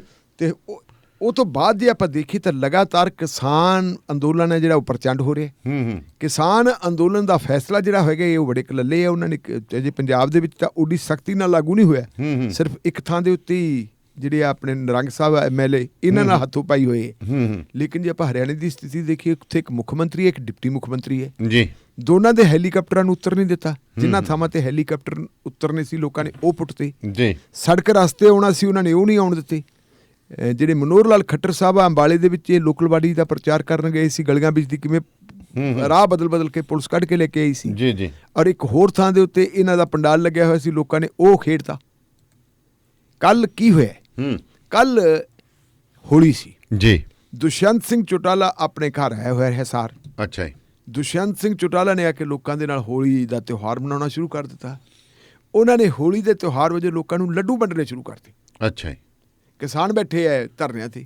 ਹਿਸਾਰ ਕੇ ਸਿਰਸੇ ਸਿਰਸਾ ਜਿਹੜਾ ਉਹਨਾਂ ਦਾ ਘਰ ਹੈਗਾ, ਜੱਦੀ ਘਰ ਹੈ। ਕਿਸਾਨ ਤੋਂ ਬੈਠੇ ਆਪਣੇ ਧਰਨਿਆਂ ਤੇ, ਉਹਨਾਂ ਵਾਸਤੇ ਤਾਂ ਕੋਈ ਹੋਲੀ ਨਹੀਂ। ਉਹਨਾਂ ਨੂੰ ਜਦੋਂ ਪਤਾ ਲੱਗਿਆ ਤੇ ਉਹ ਇੰਨੇ ਉਤੇਜਿਤ ਹੋ ਗਏ, ਉਹਨਾਂ ਦੇ ਵਿੱਚੋਂ ਆ ਕੇ ਉਹਨਾਂ ਨੇ ਕਿਹਾ ਘਰ ਘੇਰ ਲੋ ਦਾ, ਇਹਨੂੰ ਅਸੀਂ ਦੱਸੀਏ ਪਤਾ ਕੀ ਹੈ। ਉਹ ਆਏ ਲੱਡੂ ਕਿਵੇਂ ਵੰਡਦੇ ਆ। ਅਖੀਰ ਪੁਲਿਸ ਨੇ ਘੇਰਾਬੰਦੀ ਕੀਤੀ, ਬਹੁਤ ਮੁਸ਼ਕਿਲ ਦੇ ਨਾਲ ਪੁਲਿਸ ਨੇ ਉਹਨਾਂ ਨੂੰ ਕਾਬੂ ਕੀਤੀ। ਔਰ ਉੱਥੇ ਇੱਕ ਕਿਸਾਨ ਬੋਲਦਾ, ਮੈਂ ਸੁਣਿਆ ਸੋਸ਼ਲ ਮੀਡੀਆ ਦੇ ਉੱਤੇ, ਉਹਦੀ ਬਾਈ ਹੈ, ਉਹ ਕਹਿੰਦਾ ਜੇ ਤੇਰੀ ਔਕਾਤ ਇੰਨੀ ਹੈ ਨਹੀਂ ਕਿ ਤੇਰੀ ਕੋਈ ਪੁੱਛਗਿੱਛ ਹੀ ਨਹੀਂ, ਦੁਸ਼ਯੰਤ ਚੌਟਾਲਾ ਨੂੰ ਡਿਪਟੀ ਮੁੱਖ ਮੰਤਰੀ, ਤੇਰੀ ਪੁੱਛਗਿੱਛ ਹੀ ਨਹੀਂ ਹੈ ਸਰਕਾਰ ਦੇ ਵਿੱਚ, ਤੂੰ ਆ ਕੇ ਘਰੇ ਕਿਉਂ ਨਹੀਂ ਬਹਿ ਜਾਂਦਾ ਆਪਦੇ? ਤੇਰੀ ਇਹ ਜ਼ਰੂਰਤ ਕਿਵੇਂ ਹੋਈ ਕਿ ਕਿਸਾਨ ਤਾਂ ਰੁਲਦੇ ਆ ਹੱਦਾਂ ਤੇ, ਕਿਸਾਨ ਰੁਲਦੇ ਆ ਚੌਕਾਂ ਦੇ ਵਿੱਚ, ਤੇ ਤੂੰ ਮਠਿਆਈ ਵੰਡੇ, ਤੈਨੂੰ ਮਠਿਆਈ ਸੌਂਦੀ ਹੈ, ਤੂੰ ਚੌਧਰੀ ਦੇਵੀ ਲਾਲ ਦਾ ਪੜਪੋਤਰਾ ਹੋ ਕੇ ਸਾਥੋਂ ਤੂੰ ਵੋਟਾਂ ਲਈਆਂ ਸਿੱਖੀ ਦੇ ਕਿਸਾਨੀ ਦੇ ਨਾਂ ਦੇ ਉੱਤੇ, ਔਰ ਤੇਰੀ ਜ਼ਰੂਰਤ ਹੈ ਉਹ ਜੀ ਟੁੱਟ ਕੇ ਪੈ ਗਈ। ਇਹਨਾਂ ਹਾਲਾਤਾਂ ਦੇ ਵਿੱਚ ਦਾਨੇਵਾਲੀਆ ਸਾਹਿਬ ਜੇ ਪੰਚਾਇਤੀ ਚੋਣਾਂ ਹੋਣਗੀਆਂ ਤੇ ਕੀ ਬਣੂਗਾ? ਜਿਹੜੀਆਂ ਚੋਣਾਂ ਮਤਲਬ ਜਿਹੜੀਆਂ ਨਗਰ ਨਿਗਮਾਂ ਦੀਆਂ ਹੋਈਆਂ, ਨਗਰ ਕੌਂਸਲਾਂ ਦੀਆਂ ਹੋਈਆਂ, ਜਿੱਥੇ ਸ਼ਹਿਰੀ ਲੋਕਾਂ ਨੇ ਵੋਟਾਂ ਪਾਉਣੀਆਂ, ਜੇ ਉੱਥੇ ਹਾਰ ਗਏ ਤੇ ਪਿੰਡਾਂ ਦੇ ਵਿੱਚ ਚੋਣਾਂ ਹੋ ਗਈਆਂ, ਤੇ ਪਿੰਡਾਂ ਦੇ ਵਿੱਚ ਇਹਨਾਂ ਦੀ ਚਾਲ ਸੀਗੀ ਵੀ ਅਸੀਂ ਚੋਣਾਂ ਕਰਾ ਲਈਏ ਵੀ ਅੰਦੋਲਨ ਮੱਠਾ ਪੈ ਜਾਊਗਾ, ਪਾਟ ਜਾਣਗੇ। ਮੈਨੂੰ ਲੱਗਦਾ ਪਿੰਡਾਂ 'ਚ ਤਾਂ ਉੱਥੇ ਮੇਰਾ ਸਰਬਸੰਮਤੀਆਂ ਹੋ ਜਾਣਗੀਆਂ। ਅਭੈ ਸਿੰਘ ਚੌਟਾਲਾ ਜਿਹੜਾ ਦੁਸ਼ਯੰਤ ਚੌਟਾਲੇ ਦਾ ਚਾਚਾ ਹੈ, ਉਹਨੇ ਇੱਕ ਨਵਾਂ ਫਰਮਾਨ ਜਾਰੀ ਕਰਤਾ, ਮਤਲਬ ਫਰਮਾਨ ਦੇ ਰੂਪ ਦੇ ਵਿੱਚ ਉਹਨੇ ਅਪੀਲ ਕਰਤੀ। ਉਹਨੇ ਕਿਸਾਨਾਂ ਨੂੰ ਕਹਿਤਾ ਕਿ ਜੇ JJP ਦਾ ਜਾਂ BJP ਦਾ ਕੋਈ ਲੀਡਰ ਪਿੰਡ 'ਚ ਆਉਂਦਾ ਹੈ, ਉਹਨੂੰ ਫੜ ਕੇ ਤੇ ਦਰਖਤ ਨਾਲ ਬੰਨ੍ਹ ਲਓ। ਬਾਕੀ ਗੱਲ ਕਹਿੰਦਾ ਫਿਰ ਆਪਾਂ ਫੇਰ ਕਰਾਂਗੇ। ਜਿੱਥੇ ਦਰਖਤਾਂ ਨਾਲ ਬੰਨਣ ਤੱਕ ਦੀ ਨੌਬਤ ਆਈ ਪਈ ਹੈ, ਜਿਨ੍ਹਾਂ ਪਿੰਡਾਂ ਦੇ ਵਿੱਚ ਵੱਡੇ ਵੱਡੇ ਬੋਰਡ ਲੱਗੇ ਪਏ ਹੈ ਕਿ ਇਹਨਾਂ ਪਿੰਡਾਂ ਦੇ ਵਿੱਚ ਨਾ ਵੜਿਓ, ਤੁਹਾਡੇ ਲਈ ਕੋਈ ਜਗ੍ਹਾ ਨਹੀਂ, ਉੱਥੇ ਪੰਚਾਇਤੀ ਚੋਣਾਂ ਹੋਣਗੀਆਂ ਤੇ ਇਹਨਾਂ ਨੂੰ ਵੋਟਾਂ ਕਿਹੜੀਆਂ ਮਿਲਣਗੀਆਂ? ਫਿਰ ਤਾਂ ਛਿੱਤਰਾਂ ਦੇ ਹਾਰ ਪੈਣਗੇ। ਕੋਈ ਵੀਡੀਓ ਜੀ ਆਉਂਦੀ ਹੈ, ਉਹ ਇੱਕ ਬੁੜਾ ਚੱਕ ਕੇ ਛਿੱਤਰਾਂ ਦਾ ਹਾਰ ਹਰਿਆਣੇ 'ਚ ਹੀ ਪਾਉਂਦਾ BJP ਦੇ ਕਿਸੇ ਕੈਂਡੀਡੇਟ ਦੇ। ਪਰ ਇਹੀ ਕੁਛ ਹੋਊਗਾ। ਤੁਸੀਂ ਦੇਖੋ ਸੀ, ਔਰ ਮੈਂ ਇੱਕ ਦਾਦ ਦੇਣੀ ਚਾਹੂੰਗਾ ਆਪਣੇ ਗੁਰਨਾਮ ਸਿੰਘ ਚੜੂਨੀ ਨੂੰ ਜੀ।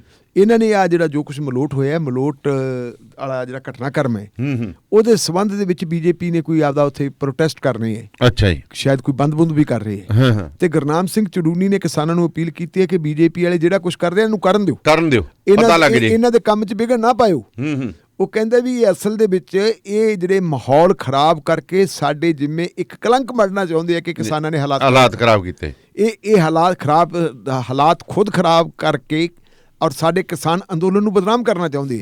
ਆਪਾਂ ਇਹ ਤੋਂ ਬਚਣਾ, ਆਪਾਂ ਇਹਨਾਂ ਦਾ ਕੋਈ ਵਿਰੋਧ ਨਹੀਂ ਕਰਨਾ ਜੀ। ਇਹਦੇ ਤੋਂ ਤੁਸੀਂ ਦੇਖੋ ਕਿ ਕਿਸਾਨ ਲੀਡਰਸ਼ਿਪ ਜਿਹੜੀ ਹੈਗੀ ਕਿੰਨੀ ਮੈਚੁਰ ਹੈ, ਉਹ ਕਿੰਨੀ ਸਿਆਣੀ ਤੇ ਕਿੰਨੀ ਮੈਚੁਰਿਟੀ ਉਹਨਾਂ ਨੂੰ ਅਗਾਊਂ ਪਤਾ ਲੱਗ ਜਾਂਦਾ ਹੈ ਕਿ ਇਹਨਾਂ ਦਾ ਜਿਹੜਾ ਆਹ ਹੈ, ਜੋ ਪੰਜਾਬ ਦੇ ਵਿੱਚ ਦਾਅ ਚੱਲਿਆ, ਹਰਿਆਣੇ ਦੀ ਜਿਹੜੀ ਲੀਡਰਸ਼ਿਪ ਹੈ ਉਹਨਾਂ ਨੇ ਪਹਿਲਾਂ ਭਾਪ ਲਿਆ ਵੀ ਇੱਥੇ ਦਾਅ ਚੱਲਣਗੇ। ਹਾਲਾਂਕਿ ਕਿਉਂਕਿ ਸਾਡੀ ਇੱਕ ਬਦਕਿਸਮਤੀ ਹੈ, ਸਾਡੀ ਕਿਸਾਨ ਭਾਵੇਂ ਕਿਸਾਨ ਮੋਰਚਾ ਬਣਿਆ, ਪਰ 32 ਜਥੇਬੰਦੀਆਂ ਦੇ ਵਿੱਚੋਂ ਜ਼ਿਆਦਾਤਰ ਜਥੇਬੰਦੀਆਂ ਤਾਂ ਪੰਜਾਬ ਦੀਆਂ ਬਿਲਕੁਲ। ਉਹ ਪੰਜਾਬ ਦੇ ਵਿੱਚ ਉਹਨਾਂ ਦੀ ਆਪਸੀ ਉਨੀ ਯੂਨਿਟੀ ਨਹੀਂ ਹੈਗੀ। ਠੀਕ ਆ, ਉਹ ਇੱਕ ਕਾਜ ਵਾਸਤੇ ਉਹ ਇਕੱਠੇ ਹੈ, ਲੇਕਿਨ ਜਿਹੜਾ ਡਿਸਪਲਿਨ ਨੂੰ ਮੇਨਟੇਨ ਰੱਖਣ ਵਾਸਤੇ ਕਈ ਵਾਰੀ ਉਹਨਾਂ ਦੇ ਵਿੱਚੋਂ ਵੀ ਕੁਝ ਜਿਹੜੇ ਸੱਜਣਾ ਉਹ ਥੜਕ ਜਾਂਦੇ, ਉਹ ਇਸ ਹਿਸਾਬ ਕਿਤਾਬ ਦਾ ਹੁੰਦਾ। ਪਰ ਗੁਰਨਾਮ ਸਿੰਘ ਚੜੂਨੀ ਦੀ ਜਿਵੇਂ ਪਕੜਾ ਆਪਣੇ ਲੋਕਾਂ ਦੇ ਉੱਤੇ, ਤੇ ਉਹਨੇ ਅਗਾਊਂ ਦੇਖ ਲਿਆ ਕਿ ਇਹ ਕਰਨਗੇ ਕੀ, ਇਸੇ ਲਈ ਉਹਨੇ ਉਹਨਾਂ ਨੂੰ ਬੇਨਤੀ ਕੀਤੀ ਹੈ ਕਿ ਤੁਸੀਂ ਸ਼ਾਂਤ ਰਹੋ ਜੀ। ਤੇ ਢਿੱਲੋਂ ਸਾਹਿਬ ਫਿਰ ਆਪਦੀਆਂ ਗੱਲ ਕਹੋ ਕਿ ਮਹਿਬੂਬਾ ਮੁਫਤੀ ਨੂੰ ਕਹਿੰਦੇ ਪਾਸਪੋਰਟ ਹੀ ਨਹੀਂ ਦਿੰਦੇ ਸੀ। ਇਕੱਲੀ ਮਹਿਬੂਬਾ ਮੁਫਤੀ ਨੂੰ ਨਹੀਂ, ਉਹਦੀ ਮਾਂ ਨੂੰ ਵੀ। ਅੱਛਾ ਜੀ। ਹੁਣ ਤੁਸੀਂ ਦੇਖੋ ਕਿ ਮਹਿਬੂਬਾ ਮੁਫਤੀ ਜੰਮੂ ਕਸ਼ਮੀਰ ਦੀ ਮੁੱਖ ਮੰਤਰੀ ਰਹੀ ਹੈ ਜੀ। ਉਹ ਤੋਂ ਪਹਿਲਾਂ ਉਹਦਾ ਬਾਪ 2 ਵਾਰੀ ਜੰਮੂ ਕਸ਼ਮੀਰ ਦਾ ਮੁੱਖ ਮੰਤਰੀ ਰਿਹਾ ਜੀ। ਉਹਦਾ ਬਾਪ ਦੇਸ਼ ਦਾ ਗ੍ਰਹਿ ਮੰਤਰੀ ਵੀ ਰਿਹਾ। ਗ੍ਰਹਿ ਮੰਤਰੀ ਦੀ ਵਾਈਫ ਦੇ ਕੋਲੇ ਪਾਸਪੋਰਟ ਸੀ ਜੀ, ਉਹਦਾ ਪਾਸਪੋਰਟ ਰੱਦ ਕਰਤਾ। ਮਹਿਬੂਬਾ ਮੁਫਤੀ ਨੇ ਪਾਸਪੋਰਟ ਵਾਸਤੇ ਅਪਲਾਈ ਕੀਤਾ ਸੀ ਜੀ। ਉਹਨੂੰ ਜਿਹੜਾ ਹੈਗਾ ਪਾਸਪੋਰਟ ਡਿਪਾਰਟਮੈਂਟ ਜਿਹੜਾ ਹੈਗਾ ਆਪਣਾ ਫੋਰਨ ਅਫੇਅਰਸ ਦੀ ਮਿਨਿਸਟਰੀ ਦੇ ਅਧੀਨ ਹੈ ਇੱਕ ਮਹਿਕਮਾ, ਜਿਹੜਾ ਉਹਨਾਂ ਨੇ ਚਿੱਠੀ ਲਿਖ ਦਿੱਤੀ ਕਿ ਜਿਹੜੀ ਤੁਹਾਡੀ CID ਹੈ ਜੀ ਜੰਮੂ ਕਸ਼ਮੀਰ ਦੀ, ਜੋ ਜੀ ਇਸ CID ਦੇ ਜਿਹੜੀ ਐਡਵਰਸ ਕਮੈਂਟਸ ਹੈ ਤੁਹਾਡੇ ਖਿਲਾਫ, ਤੁਹਾਡੇ ਪਾਸਪੋਰਟ ਦੇ ਸੰਬੰਧ ਵਿੱਚ, ਉਹਦੇ ਚੱਲਦਿਆਂ ਤੁਹਾਨੂੰ ਪਾਸਪੋਰਟ ਨਹੀਂ ਦਿੱਤਾ ਜਾ ਸਕਦਾ ਜੀ। ਮਹਿਬੂਬਾ ਮੁਫਤੀ ਪ੍ਰਤੀ ਕੀ ਐਡਵਰਸ ਕਮੈਂਟਸ ਹੈ ਇਹ ਤਾਂ ਨਹੀਂ ਆਪਾਂ ਨੂੰ ਪਤਾ, ਲੇਕਿਨ ਮੈਂ ਹੁਣੇ ਦੇਖ ਰਿਹਾ ਸੀ ਉਹਦੀ ਮਾਤਾ ਵਾਲੇ ਜਿਹੜੇ ਐਡਵਰਸ ਕਮੈਂਟਸ ਹੈ ਜੀ, ਉਹਨਾਂ ਦੇ ਵਿੱਚ ਇਹ ਲਿਖਿਆ ਹੈ ਕਿ ਇਹ ਬੀਬੀ ਜੇ ਬਾਹਰ ਚਲੀ ਗਈ ਵਿਦੇਸ਼ 'ਚ, ਅੱਛਾ ਜੀ, ਉੱਥੇ ਜਾ ਕੇ ਜਿਹੜਾ ਇਹ ਬੋਲੂਗੀ, ਜਿਹੜਾ ਇਹ ਪ੍ਰਚਾਰ ਕਰੂਗੀ, ਉਹ ਭਾਰਤ ਦੇ ਵਿਰੁੱਧ ਪ੍ਰਚਾਰ ਕਰੂਗੀ। ਅੱਛਾ, ਬਾਹਰ ਹੀ ਨਾ ਜਾਣ ਦਿਓ, ਇਹ ਕਹਦੇ ਵੀ ਇਹਨਾਂ ਨੂੰ ਨਜ਼ਰਬੰਦੀ ਕਰਤਾ, ਇਹਨਾਂ ਨੂੰ ਨਾ ਘਰੇ ਬੋਲਣ ਦਿਓ ਤੇ ਨਾ ਇਹਨਾਂ ਨੂੰ ਦੇਸ਼ 'ਚ ਬੋਲਣ ਦਿਓ, ਨਾ ਇਹਨਾਂ ਨੂੰ ਬਾਹਰ ਜਾਣ ਦਿਓ ਕਿ ਬਾਹਰ ਜਾ ਕੇ ਵੀ ਗੱਲ ਨਾ ਕੱਢ ਸਕਣ। ਮੇਰਾ ਖਿਆਲ ਹੈ ਵੀ ਇਦੋਂ ਵੱਡੀ ਤਾਨਾਸ਼ਾਹੀ ਕੀ ਹੋਊ। ਦੱਸੋ। ਸਾਡਾ ਕਨਸਟੀਟਿਊਸ਼ਨ ਕਹਿੰਦਾ ਕਿ ਹਰ ਬੰਦੇ ਨੂੰ ਬੋਲਣ ਦਾ ਹੱਕ ਹੈ, ਵਿਚਾਰਾਂ ਦੇ ਪ੍ਰਗਟਾਵੇ ਦੀ ਆਜ਼ਾਦੀ ਹੈ। ਦੇਸ਼ ਦੇ ਵਿੱਚ ਉਹ ਬੋਲਦੇ ਆ ਤਾਂ ਉਹ ਦੇਸ਼ ਵਿਰੋਧੀ, ਇੱਥੇ ਉਹਨਾਂ ਨੂੰ ਨਜ਼ਰਬੰਦ ਕਰਦੇ। ਉਹ ਕਹਿੰਦੇ ਜੀ ਅਸੀਂ ਬਾਹਰ ਜਾਣਾ, ਕਹਿੰਦੇ ਬਾਹਰ ਜਾ ਕੇ ਜੇ ਇਹ ਪ੍ਰਚਾਰ ਕਰਨਗੇ ਤਾਂ ਇਹ ਦੇਸ਼ ਵਿਰੋਧੀ ਪ੍ਰਚਾਰ ਕਰਨਗੇ ਜੀ, ਇਸ ਕਰਕੇ ਇਹਨੂੰ ਬਾਹਰ ਹੀ ਨਾ ਜਾਣ ਦਿਓ। ਤਾਂ ਫਿਰ ਉਹਨਾਂ ਨੂੰ ਐਂ ਕਰੋ, ਤੁਸੀਂ ਸਾਰੇ ਜੰਮੂ ਕਸ਼ਮੀਰ ਦੇ ਲੋਕਾਂ ਨੂੰ ਨੂੜ ਕੇ ਡੱਲ ਝੀਲ 'ਚ ਸਿੱਟ ਦਿਓ। ਡੱਲ ਝੀਲ 'ਚ ਸਿੱਟ ਤੇ ਡੱਲ ਝੀਲ 'ਚ ਨਹੀਂ ਸਮਾਉਂਦੇ ਤਾਂ ਤਾਂ ਤੋਂ ਅਸਮਾਨ ਤੋਂ ਲਿਜਾ ਧੱਕੇ ਦੇ ਦਿਓ ਜਹਾਜ਼ਾਂ 'ਚੋਂ। ਉੱਥੋਂ ਦੀ ਲੀਡਰਸ਼ਿਪ ਨੂੰ ਜਿਹੜਾ ਇਹ ਕੰਮ ਹੈ ਇਸ ਤਰ੍ਹਾਂ ਦਾ ਕੀਤਾ ਜਾ ਰਿਹਾ ਹੈ। ਹੁਣ ਮੇਰਾ ਮੈਨੂੰ ਜਿਹੜੀ ਗੱਲ ਚਿੰਤਾ 'ਚ ਪਾ ਰਹੀ ਹੈ ਦਾਨੇਵਾਲੀ ਸਾਹਿਬ, ਤੁਸੀਂ ਤੁਹਾਡਾ ਤੇ ਆਮ ਲੋਕਾਂ ਦਾ ਕੀ ਬਣੂ ਜੇ ਦੇਸ਼ ਦਾ ਗ੍ਰਹਿ ਮੰਤਰੀ ਹੂੰ ਜਿਹੜਾ ਮਹਿਬੂਬਾ ਮੁਫਤੀ ਦਾ ਫਾਦਰ ਹੈ ਮੁਫਤੀ ਸਾਹਿਬ, ਉਹ ਦੇਸ਼ ਦਾ ਗ੍ਰਹਿ ਮੰਤਰੀ ਰਹੇ ਹਨ, ਤੇ ਗ੍ਰਹਿ ਮੰਤਰੀ ਦੇ ਕੋਲੇ ਦੇਸ਼ ਦੀ ਹਰ ਚੀਜ਼ ਦਾ ਭੇਦ ਹੁੰਦਾ ਹੈ। ਜਿਹੜਾ ਬੰਦਾ ਗ੍ਰਹਿ ਮੰਤਰੀ ਰਹਿੰਦਿਆਂ ਹੋਇਆ ਭਾਰਤ ਦੀ ਏਕਤਾ ਤੇ ਅਖੰਡਤਾ ਦਾ ਹਾਮੀ ਰਿਹਾ। ਨਹੀਂ, ਕੱਲ ਨੂੰ ਤਾਂ ਫਿਰ ਢਿੱਲੋਂ ਸਾਹਿਬ ਕਹਿਣਗੇ ਕਸ਼ਮੀਰ ਵਾਲਿਆਂ ਨੂੰ ਤੇ ਮੁਸਲਮਾਨ ਨੂੰ, ਤੇ ਕੱਲ ਨੂੰ ਫਿਰ ਸਿੱਖਾਂ ਨੂੰ ਕਿਸੇ ਨੂੰ ਤਾਂ ਬਣਾਓ ਹੀ ਨਾ। ਫਿਰ ਜਨਰਲ ਬਿਕਰਮ ਸਿੰਘ ਬਣ ਗਏ ਸੀਗੇ ਚੀਫ ਆਫ ਆਰਮੀ ਸਟਾਫ, ਫਿਰ ਤਾਂ ਨਿੱਕਰਾਂ ਵਾਲੇ ਹੀ ਬਣਨਗੇ ਨਾ। ਉਹ ਤਾਂ ਕਹਿ ਦੇਣਗੇ, ਉਹ ਕਾਨੂੰਨ ਬਣਾ ਦੇਣਗੇ, ਪਾਰਲੀਮੈਂਟ 'ਚ ਮੈਜੋਰਿਟੀ ਉਹਨਾਂ ਕੋਲ, ਜਿਵੇਂ ਦਿੱਲੀ ਵਾਲਾ ਬਣਾਇਆ ਵੀ ਜੀ ਸਿਰਫ ਤੇ ਸਿਰਫ ਜਿਹੜੇ ਹੈ ਹਿੰਦੂਆਂ ਦੇ ਵਿੱਚੋਂ ਵੀ ਬ੍ਰਾਹਮਣੀ ਕਲਚਰ ਹੈ ਜਿਹੜਾ ਵੀ ਉਹੀ ਚੱਲੂਗਾ, ਇੱਥੇ ਹੋਰ ਨਹੀਂ ਚੱਲੂਗਾ। ਇਹ ਤਾਂ ਦੇਸ਼ ਤੁਰ ਪਿਆ ਉਸ ਪਾਸੇ ਨੂੰ, ਉਸ ਪਾਸੇ ਨੂੰ ਨਰਿੰਦਰ ਮੋਦੀ ਦੇਸ਼ ਨੂੰ ਲੈ ਕੇ ਜਾ ਰਹੇ ਜੀ। ਤੇ ਫਿਰ ਕਹਿੰਦੇ ਕਿ ਕਾਨੂੰਨ ਤੁਹਾਡੇ ਹੱਕ 'ਚ ਮੰਨੋ, ਇਹਨਾਂ ਨੂੰ ਮੰਨੋ, ਜਿਵੇਂ ਕਿਸਾਨਾਂ ਵਾਲੀ ਗੱਲ ਕਹਿੰਦੇ। ਉਹ ਨਾ ਇੱਕ ਬੰਦੇ ਨੇ ਬੜਾ ਵਧੀਆ ਚੁਟਕਲਾ ਸਿਖਾਇਆ, ਕਹਿੰਦਾ ਉਹ ਜਵਾਕ ਸਕੂਲੋਂ ਲੇਟ ਹੋ ਗਿਆ ਜੀ, ਕਹਿੰਦਾ ਵੀ ਤੂੰ ਲੇਟ ਕਿਉਂ ਹੋ ਗਿਆ? ਕਹਿੰਦਾ ਜੀ ਮੈਂ ਇੱਕ ਬੁੜੀਆ ਜਿਹੜੀ ਸੀਗੀ ਉਹ ਸੜਕ ਪਾਰ ਕਰਾ ਰਿਹਾ ਸੀ ਤਾਂ ਲੇਟ ਹੋ ਗਿਆ। ਕਹਿੰਦਾ ਫਿਰ ਕਰਾਤੀ? ਕਹਿੰਦਾ ਜੀ ਉਹ ਕਰਨਾ ਨਹੀਂ ਸੀ ਚਾਹੁੰਦੀ, ਮੈਂ ਉਹਨੂੰ ਧੱਕੇ ਮਾਰੀ ਗਿਆ ਕਿ ਧੱਕੇ ਨਾ ਕਰਾ ਕੇ ਆਇਆ, ਕਹਿੰਦਾ ਤਾਂ ਲੇਟ ਹੋ ਗਿਆ। ਹੁਣ ਨਹੀਂ, ਧੱਕੇ ਮਾਰਨ ਵਾਲੀ ਗੱਲ ਤਾਂ ਸਾਡੇ ਪ੍ਰਧਾਨ ਮੰਤਰੀ ਸਾਹਿਬ ਨੇ ਇੱਕ ਨਵੀਂ ਕਰਤੀ। ਆਪਣੇ ਸਾਡੇ ਬਲਵੀਰ ਸਿੰਘ ਰਾਜੇਵਾਲ ਕਿਸਾਨ ਆਗੂ ਕਹਿੰਦੇ ਆ ਕਿ ਇੱਕ ਸਰਵੇ ਹੋਇਆ ਜੀ, ਉਹ ਸਰਵੇ ਦੇ ਮੁਤਾਬਕ ਇਹ ਕਿ ਜਿਹੜਾ ਭਾਰਤ ਦਾ ਪ੍ਰਧਾਨ ਮੰਤਰੀ ਹੈ ਰੋਜ਼ 58 ਝੂਠ ਬੋਲਦਾ ਹੈ। ਅੱਛਾ, ਪਤੰਦਰ ਦੱਬੀ ਆਉਂਦਾ 58 ਪਰ ਡੇ 58 ਝੂਠ ਇਹਨਾਂ ਦੇ ਹਿੱਸੇ ਆਉਂਦੇ ਵੀ 58 ਝੂਠ ਬੋਲਦੇ ਆ। ਲਓ ਜੀ, ਸਾਡੇ ਪ੍ਰਧਾਨ ਮੰਤਰੀ ਸਾਹਿਬ ਪਹੁੰਚ ਗਏ ਹੁਣ ਬੰਗਲਾਦੇਸ਼। ਅੱਛਾ ਜੀ, ਬੰਗਲਾਦੇਸ਼ ਜਾ ਕੇ ਜਿਹੜਾ ਉਹਨਾਂ ਨੇ ਉੱਥੇ ਭਾਸ਼ਣ ਕੀਤਾ, ਹਾਂਜੀ, ਉਹ ਕਹਿੰਦੇ ਵੀ ਬੰਗਲਾਦੇਸ਼ ਨੂੰ ਜਿਹੜਾ ਹੈਗਾ ਬਣਾਉਣ ਵਾਸਤੇ ਭਾਰਤ ਦਾ ਬਹੁਤ ਵੱਡਾ ਯੋਗਦਾਨ, ਮੇਰਾ ਵੀ ਯੋਗਦਾਨ ਹੈ ਕਹਿੰਦੇ। ਤੇ ਕਹਿੰਦਾ ਤੁਸੀਂ ਮੇਰਾ ਯੋਗਦਾਨ ਪੁੱਛੋਗੇ ਕਿਵੇਂ ਜੀ? ਮੈਂ ਕਹਿੰਦਾ ਸੱਤਿਆਗ੍ਰਹਿ ਕੀਤਾ ਸੀ ਬੰਗਲਾਦੇਸ਼ ਨੂੰ ਬਣਾਉਣਾ। ਉਸ ਵੇਲੇ ਪੁਲਿਸ ਨੇ ਮੈਨੂੰ ਫੜ ਲਿਆ ਤੇ ਪੁਲਿਸ ਨੇ ਫੜ ਕੇ ਮੈਨੂੰ ਭੇਜਤਾ ਜੇਲ੍ਹ ਕਿ ਮੈਂ ਸੱਤਿਆਗ੍ਰਹਿ ਕਿਉਂ ਕੀਤਾ। ਇਹਦੇ ਤੇ ਇੱਕ ਸੱਜਣਾ ਹੈ ਵਕੀਲ, ਉਹਨਾਂ ਨੇ ਜੀ RTI ਪਾਤੀ ਪ੍ਰਧਾਨ ਮੰਤਰੀ ਦਫ਼ਤਰ ਨੂੰ ਜੀ ਕਿ ਕਿਰਪਾ ਕਰਕੇ ਦੱਸਿਆ ਜਾਵੇ ਕਿ ਜਿਹੜੇ ਨਰਿੰਦਰ ਮੋਦੀ ਸਾਹਿਬ ਹੈ ਦੇਸ਼ ਦੇ ਪ੍ਰਧਾਨ ਮੰਤਰੀ ਅੱਜ ਦੇ, ਇਹਨਾਂ ਨੂੰ ਕਿਹੜੀ ਤਾਰੀਖ ਨੂੰ ਪੁਲਿਸ ਨੇ ਗ੍ਰਿਫਤਾਰ ਕੀਤਾ ਸੀ ਜੀ, ਕੀ ਇਹਨਾਂ ਤੇ ਦਫਾਵਾਂ ਲੱਗੀਆਂ ਸੀ, ਕਿਹੜੀ ਜੇਲ੍ਹ ਦੇ ਵਿੱਚ ਇਹਨਾਂ ਨੂੰ ਭੇਜਿਆ ਗਿਆ ਸੀ, ਕਿਹਦੇ ਹੁਕਮ ਤੇ ਇਹਨਾਂ ਨੂੰ ਗ੍ਰਿਫਤਾਰ ਵਗੈਰਾ ਵਗੈਰਾ ਪਾ ਕੇ ਉਹਨਾਂ ਨੇ ਕਾਫੀ ਜਿਹੜੀ ਲੰਬੀ ਚੌੜੀ ਜਿਹੜੀ RTI ਪਾਤੀ। ਉਹ RTI ਦਾ ਜਵਾਬ ਤਾਂ ਜਦੋਂ ਆਊਗਾ ਆਪਾਂ ਉਦੋਂ ਦੇਖਾਂਗੇ। ਪਰ ਹੁਣ ਇੱਕ ਜਿਹੜੀ ਸਿੱਧੀ ਪੱਧਰੀ ਗੱਲ ਹੈ, ਦੁਨੀਆ ਜਾਣਦੀ ਹੈ ਜੀ ਕਿ 1971 ਦੇ ਵਿੱਚ ਜਦੋਂ ਬੰਗਲਾਦੇਸ਼ 26 ਜਿਹੜੀ ਹੈਗੀ ਮਾਰਚ 1971 ਨੂੰ ਹੋਂਦ ਵਿੱਚ ਆਇਆ, ਉਹ ਤੋਂ ਪਹਿਲਾਂ ਦੇ ਹਾਲਾਤ ਕੀ ਸੀ ਜੀ? ਉਹ ਤੋਂ ਪਹਿਲਾਂ ਦੇ ਹਾਲਾਤ ਇਹ ਸੀ ਕਿ ਮੁਜੀਬੁਰ ਰਹਿਮਾਨ ਦੀ ਅਗਵਾਈ ਦੇ ਹੇਠ ਉੱਤੇ ਚੋਣਾਂ ਹੋਈਆਂ ਜੀ। ਚੋਣਾਂ ਦੇ ਵਿੱਚ ਉਹਨਾਂ ਨੇ ਆਵਾਮੀ ਨੈਸ਼ਨਲ ਪਾਰਟੀ ਨੇ ਜਿੱਤ ਪ੍ਰਾਪਤ ਕੀਤੀ। ਜਿੱਤ ਪ੍ਰਾਪਤ ਕਰਨ ਦੇ ਬਾਵਜੂਦ ਵੀ ਉਹਨਾਂ ਦੀ ਜਿੱਤ ਨੂੰ ਪ੍ਰਵਾਨਗੀ ਨਹੀਂ ਦਿੱਤੀ। ਉਹਨਾਂ ਦਾ ਜਿਹੜਾ ਬਣਦਾ ਰਾਈਟ ਸੀ, ਉਹਨਾਂ ਨੂੰ ਸਰਕਾਰ ਚਲਾਉਣ ਦਾ ਮੌਕਾ ਨਾ ਦਿੱਤਾ। ਉਹਨਾਂ ਲੋਕਾਂ ਨੇ ਉੱਥੇ ਜਿਹੜੀ ਹੈਗੀ ਹੈ ਸੰਘਰਸ਼ ਸ਼ੁਰੂ ਕਰਤਾ। ਜਿਹੜੀ ਪਾਕਿਸਤਾਨ ਦੀ ਆਰਮੀ ਸੀ ਪੂਰਬੀ ਪਾਕਿਸਤਾਨ ਦੇ ਵਿੱਚ ਜੀ, ਅੱਜ ਦੇ ਬੰਗਲਾਦੇਸ਼ ਦੇ ਵਿੱਚ, ਉਹਨਾਂ ਨੇ ਰਿਪਰੈਸ਼ਨ ਕੀਤਾ। ਰਿਪਰੈਸ਼ਨ ਦਾ ਨਤੀਜਾ ਕਿ ਵੱਡੇ ਪੱਧਰ ਦੇ ਉੱਤੇ ਲੋਕ ਜਿਹੜੇ ਹੈਗੇ ਆ ਉਹ ਭਾਰਤ ਵਾਲੇ ਪਾਸੇ ਆ ਗਏ, ਜਿਨ੍ਹਾਂ ਲੋਕਾਂ ਨੂੰ ਹੁਣ ਇਹ ਕਹਿੰਦੇ ਅਸੀਂ ਫੇਰ ਭਾਰਤ ਚੋਂ ਕੱਢਣੇ। ਨਰਿੰਦਰ ਮੋਦੀ ਸਾਹਿਬ ਦੀ ਭਾਰਤੀ ਜਨਤਾ ਪਾਰਟੀ ਕਹਿੰਦੀ ਹੈ ਨਾਗਰਿਕਤਾ ਕਾਨੂੰਨ ਦੇ ਥੱਲੇ ਕਿ ਅਸੀਂ ਇਹਨਾਂ ਨੂੰ ਭਾਰਤ ਚੋਂ ਕੱਢਣਾ। ਉਸ ਵੇਲੇ ਜਿਹੜੀ ਇਹ ਦੇਸ਼ ਦੀ ਪ੍ਰਧਾਨ ਮੰਤਰੀ ਇੰਦਰਾ ਗਾਂਧੀ ਨੇ ਆਪਣੀ ਆਰਮੀ ਨੂੰ ਇਸਤੇਮਾਲ ਕਰਕੇ ਜੀ ਆਪਣੇ ਜਿਹੜੇ ਦੋਸਤ ਸੀਗੇ ਉਹਨਾਂ ਦੀ ਦੁਨੀਆ ਦੇ ਵਿੱਚ, ਉਹਨਾਂ ਦੀ ਮਦਦ ਲੈ ਕੇ ਸੋਵੀਅਤ ਯੂਨੀਅਨ ਵਗੈਰਾ ਦੀ ਬੰਗਲਾਦੇਸ਼ ਦੇ 2 ਟੁਕੜੇ ਕੀਤੇ ਸੀ। ਆਪਣੇ ਥੋੜੇ ਪਾਕਿਸਤਾਨ ਦੇ ਤੇ ਇੱਕ ਬੰਗਲਾਦੇਸ਼ ਨਵਾਂ ਦੇਸ਼ ਬਣ ਗਿਆ ਸੀ ਜੀ। ਹੁਣ ਸਵਾਲ ਇਹ ਪੈਦਾ ਹੁੰਦਾ ਵੀ ਜਦੋਂ ਸਰਕਾਰ ਇੱਕ ਨਵਾਂ ਦੇਸ਼ ਬਣਾਉਣਾ ਚਾਹੁੰਦੀ ਹੈ ਤੇ ਉਦੋਂ ਕੋਈ ਉਸ ਨਵੇਂ ਦੇਸ਼ ਦੇ ਹੱਕ ਵਿੱਚ ਆਵਾਜ਼ ਬੁਲੰਦ ਕਰਦਾ, ਉਹਨੂੰ ਕਿਹੜਾ ਫੜੂਗਾ? ਕੋਈ ਨਹੀਂ ਫੜਦਾ। ਕੌਣ ਗ੍ਰਿਫਤਾਰ ਕਰੂਗਾ? ਕੋਈ ਨਹੀਂ ਕਰਦਾ। ਹੁਣ ਨਰਿੰਦਰ ਮੋਦੀ ਸਾਹਿਬ ਨੇ ਇੱਕ ਨਵਾਂ ਦੱਸਿਆ ਜੀ, ਕਹਿੰਦੇ ਵਿਚਾਰ ਪ੍ਰਗਟ ਕਰਤਾ, ਕਹਿੰਦੇ ਜੀ ਮੈਂ ਤਾਂ ਉਹਦੇ ਫਿਰ ਸੱਤਿਆਗ੍ਰਹਿ ਕੀਤਾ ਸੀ, ਮੈਨੂੰ ਫੜ ਕੇ ਅੰਦਰ ਦੇ ਦਿੱਤਾ। ਜਿਵੇਂ ਇਹਨਾਂ ਨੇ PhD ਆਪਣੀ ਉਹ ਥੋੜੀ MA ਕੀਤੀ ਸੀ, ਆਪਣੀ ਰਾਜਨੀਤਿਕ ਵਿਗਿਆਨ ਦੀ ਕੀ ਕਹਿੰਦੇ ਆਪਾਂ ਪੋਲੀਟੀਕਲ ਸਾਇੰਸ ਦੀ ਜਿਹੜੀ ਇਹਨਾਂ ਨੇ MA ਕੀਤੀ ਹੋਈ ਹੈ। ਉਹ ਤੋਂ ਪਹਿਲਾਂ ਇੱਕ ਵਾਰੀ ਇਹਨਾਂ ਨੇ TV ਚੈਨਲ ਦੇ ਵਿੱਚ ਕਹਿਤਾ ਸੀ ਮੈਂ ਤਾਂ ਸਕੂਲ ਡਰਾਪ ਆਊਟ ਆ, ਮੈਂ ਤਾਂ ਪੜ੍ਹਿਆ ਹੀ ਨਹੀਂ, ਸਕੂਲ ਡਰਾਪ ਆਊਟ ਆ। ਜਿਹੜੇ ਸਟੇਸ਼ਨ ਤੇ ਚਾਹ ਵੇਚਦੇ ਤੋਂ ਸਟੇਸ਼ਨ ਹੀ ਨਹੀਂ ਬਣਿਆ ਸੀ ਤੇ ਹੁਣ ਇਹਨਾਂ ਨੇ ਬੰਗਲਾਦੇਸ਼ ਵਾਸਤੇ ਸੱਤਿਆਗ੍ਰਹਿ ਵੀ ਕਰਤਾ। ਮਿਹਰਬਾਨੀ ਢਿੱਲੋਂ ਸਾਹਿਬ, ਸ਼ੁਕਰੀਆ। ਸੋ ਪ੍ਰੋਗਰਾਮ ਸ਼ਮਾਦਾਨ ਬਾਅਦ ਦਸਤੂਰ ਜਾਰੀ ਰਹੇਗਾ ਜੀ। ਫਿਲਹਾਲ ਇੱਕ ਬ੍ਰੇਕ ਤੋਂ ਬਾਅਦ ਫਿਰ ਹਾਜ਼ਰ ਹੁੰਦੇ।